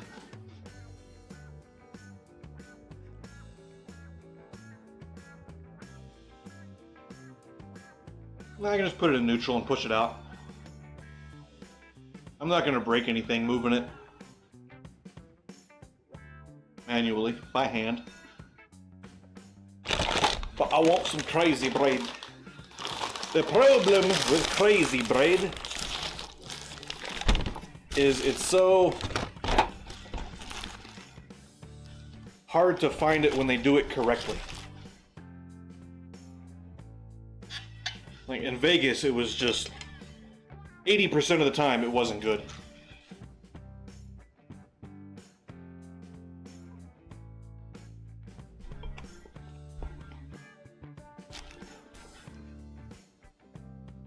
This is good.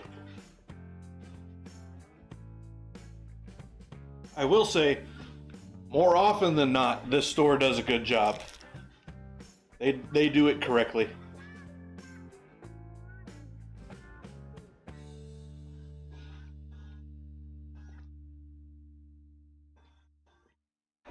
Look what I found. Marker I lost.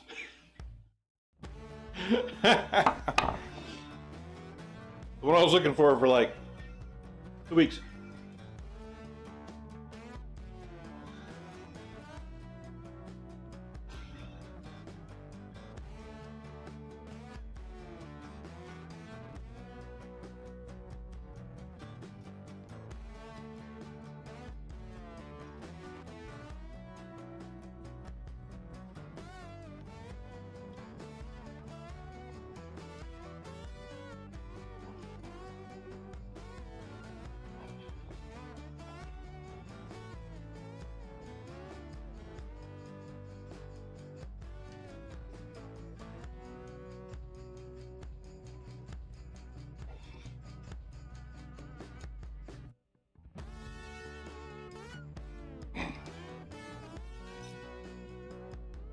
Where's my, eraser for the whiteboard?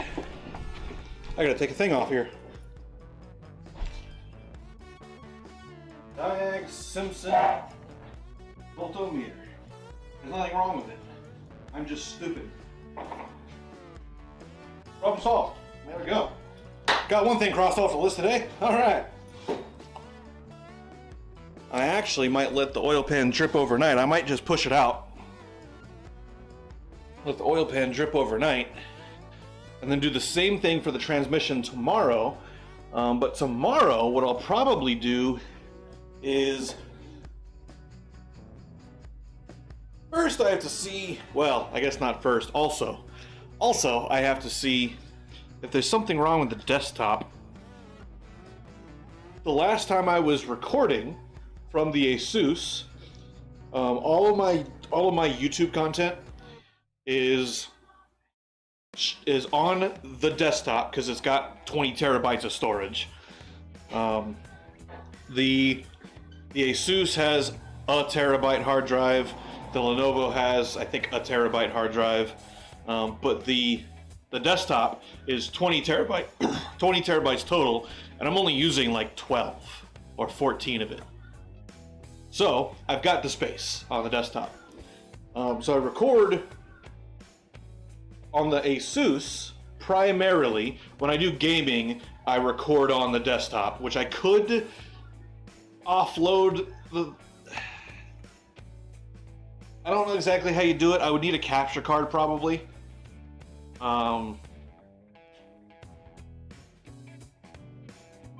Which would be doing it with another desktop. The hardware that I have works just fine. It doesn't go crazy. It's usually some configuration error or Windows being stupid that causes me problems. So when I record on the Asus, the guy that we're on right now, which is a gaming laptop with a Ryzen 7 and a 1660 mobile video card. But it's funny because the Ryzen 7 has it's an APU Ryzen, which means it has a built-in graphics. So it will switch dynamically. I wish I could tell it just to stay on the video card, but whatever. There's probably a way to do it, and I could probably not that hard, honestly. But it's fine for now. It does a job.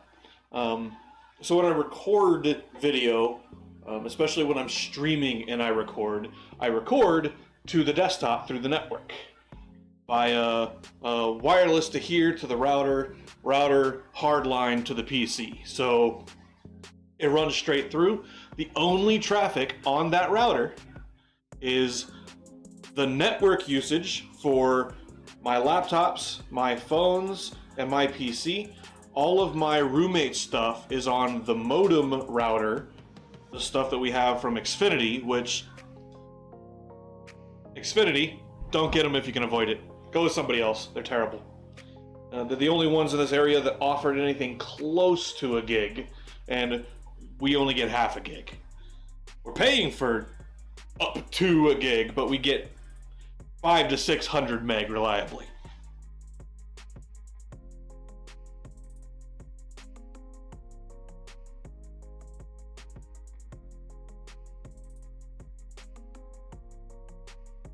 But the last time I recorded on the Asus through the network to the PC, Logitech, why are you focusing constantly? Stop it!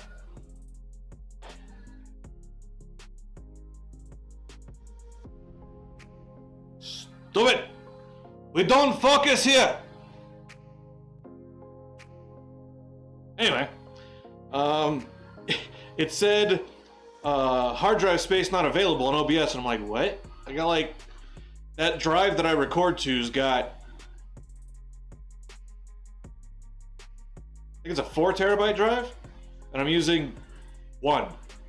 So there's 2 or 3 terabytes of available data space, empty space, on that drive. So I was like, there's no way I filled this up, even with an MKV. There's no way I filled this space up. And I go in, and the freaking desktop's rebooting. I'm like, no Windows Update. Any of my machines, none of my machines have Windows Update turned on, because Windows Update 1 only breaks things. Always has done, always will do. Microsoft, if any of you guys come to this stream ever and you're listening, you suck. That's all I'm gonna say. They suck. They're terrible at what they do. The only reason they have the market share they have is because A, Apple's expensive and doesn't work. Mac OS doesn't work on most hardware half the time.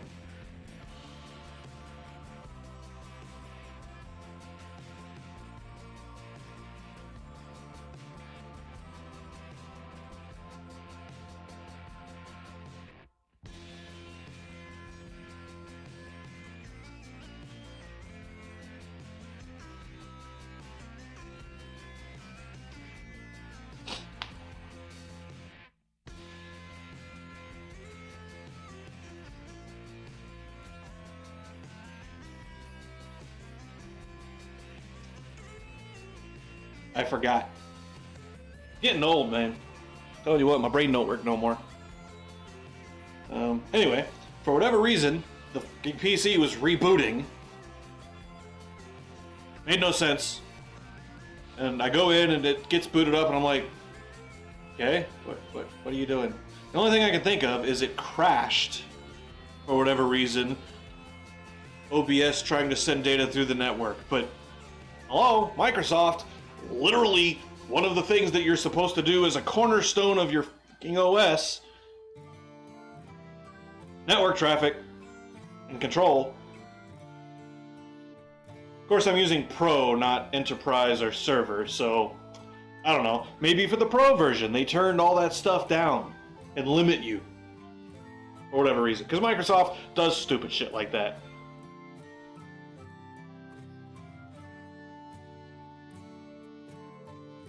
Like, oh, you bought a home version?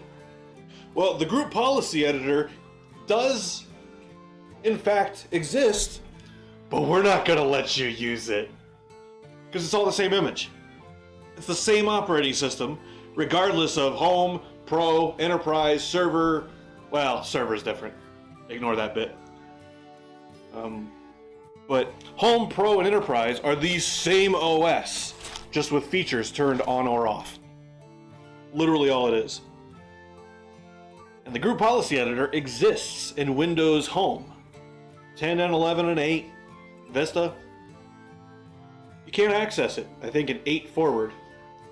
7 forward. With Home. You can't get to it. It's there.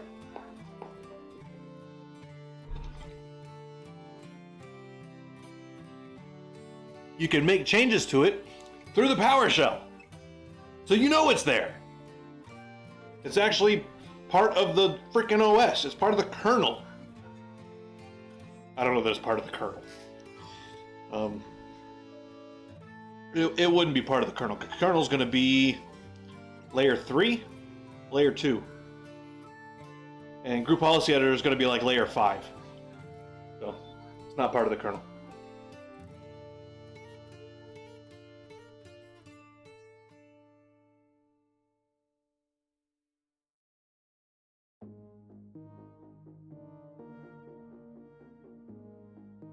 But it's in there. You just aren't allowed to touch it. Because we said so. You ever read the Windows 10 user agreement? The license agreement? License agreement.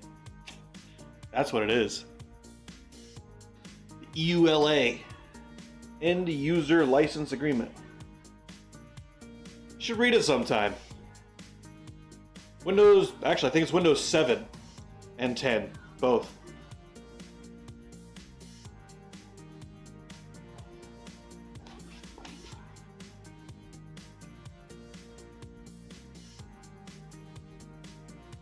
They're doing the same thing in 11, but they're trying to force you to use a specific section of the EULA in Windows 11 that gives Microsoft power over your hardware.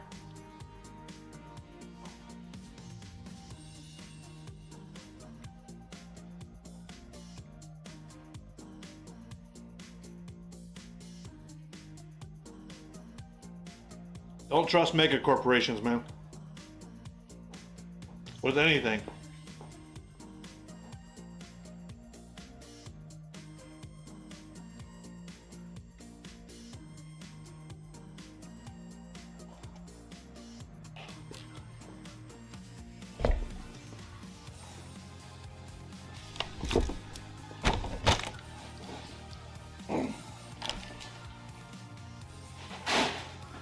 Google Tube, MetaBook, and micro crap. Least of all. I'm out of water. Get some more water. Tell you what we're gonna do.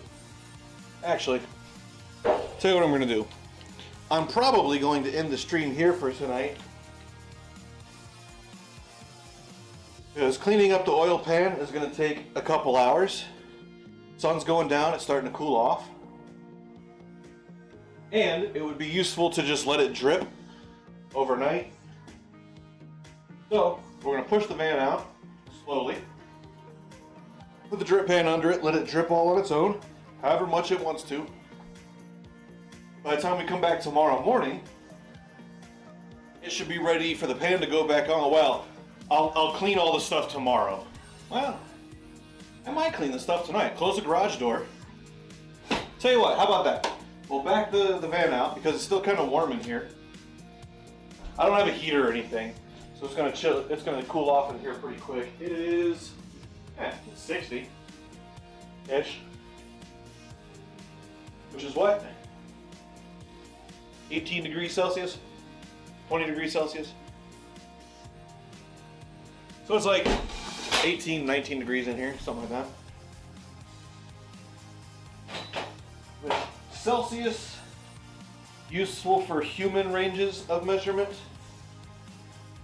Fahrenheit, useful for precision temperature measurement, because each degree Celsius is like 2.3 something Fahrenheit.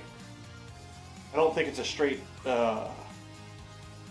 number. Well, you can't be a straight number because that's why you have the. It's two graphs that they're not on the same slope. They're on different slopes. So it's, you know, each degree Fahrenheit is less than each degree in Celsius. That's the simplest way to put it. Where's their convergence point? Negative 40. Negative 40 is the same for both scales. So we're gonna let this guy down, close the door, and I'm just gonna clean some stuff, I think. I don't know, do you guys want to stick around while I clean some stuff? Anybody feel like they need to hang out?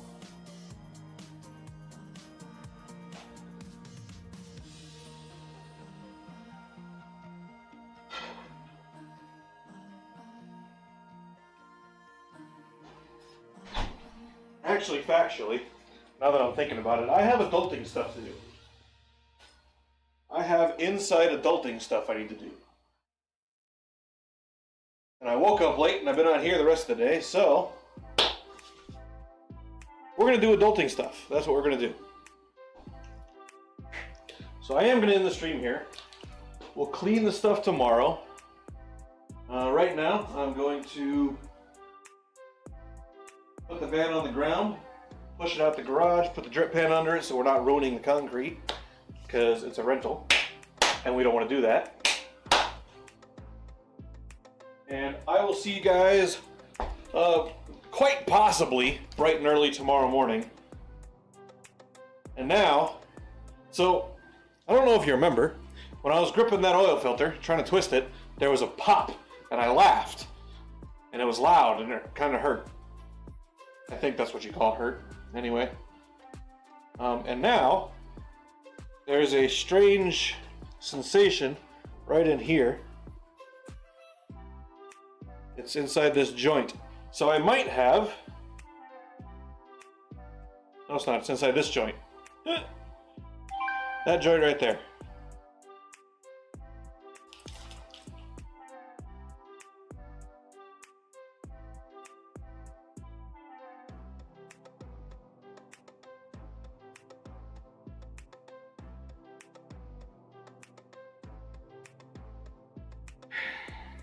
God damn it. Fucking piece of shit.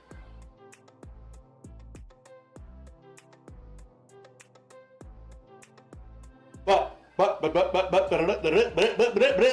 that's all, folks. Actually, factually, that is all, folks. We're going to kill the stream. I'll see you guys tomorrow. Have a good night. Have a good day. Have a good drive. Have a good sleep. Have a good eat. Have a good nosh. Have a good happy bungy time. Whatever it is that you're doing. And we'll see you later.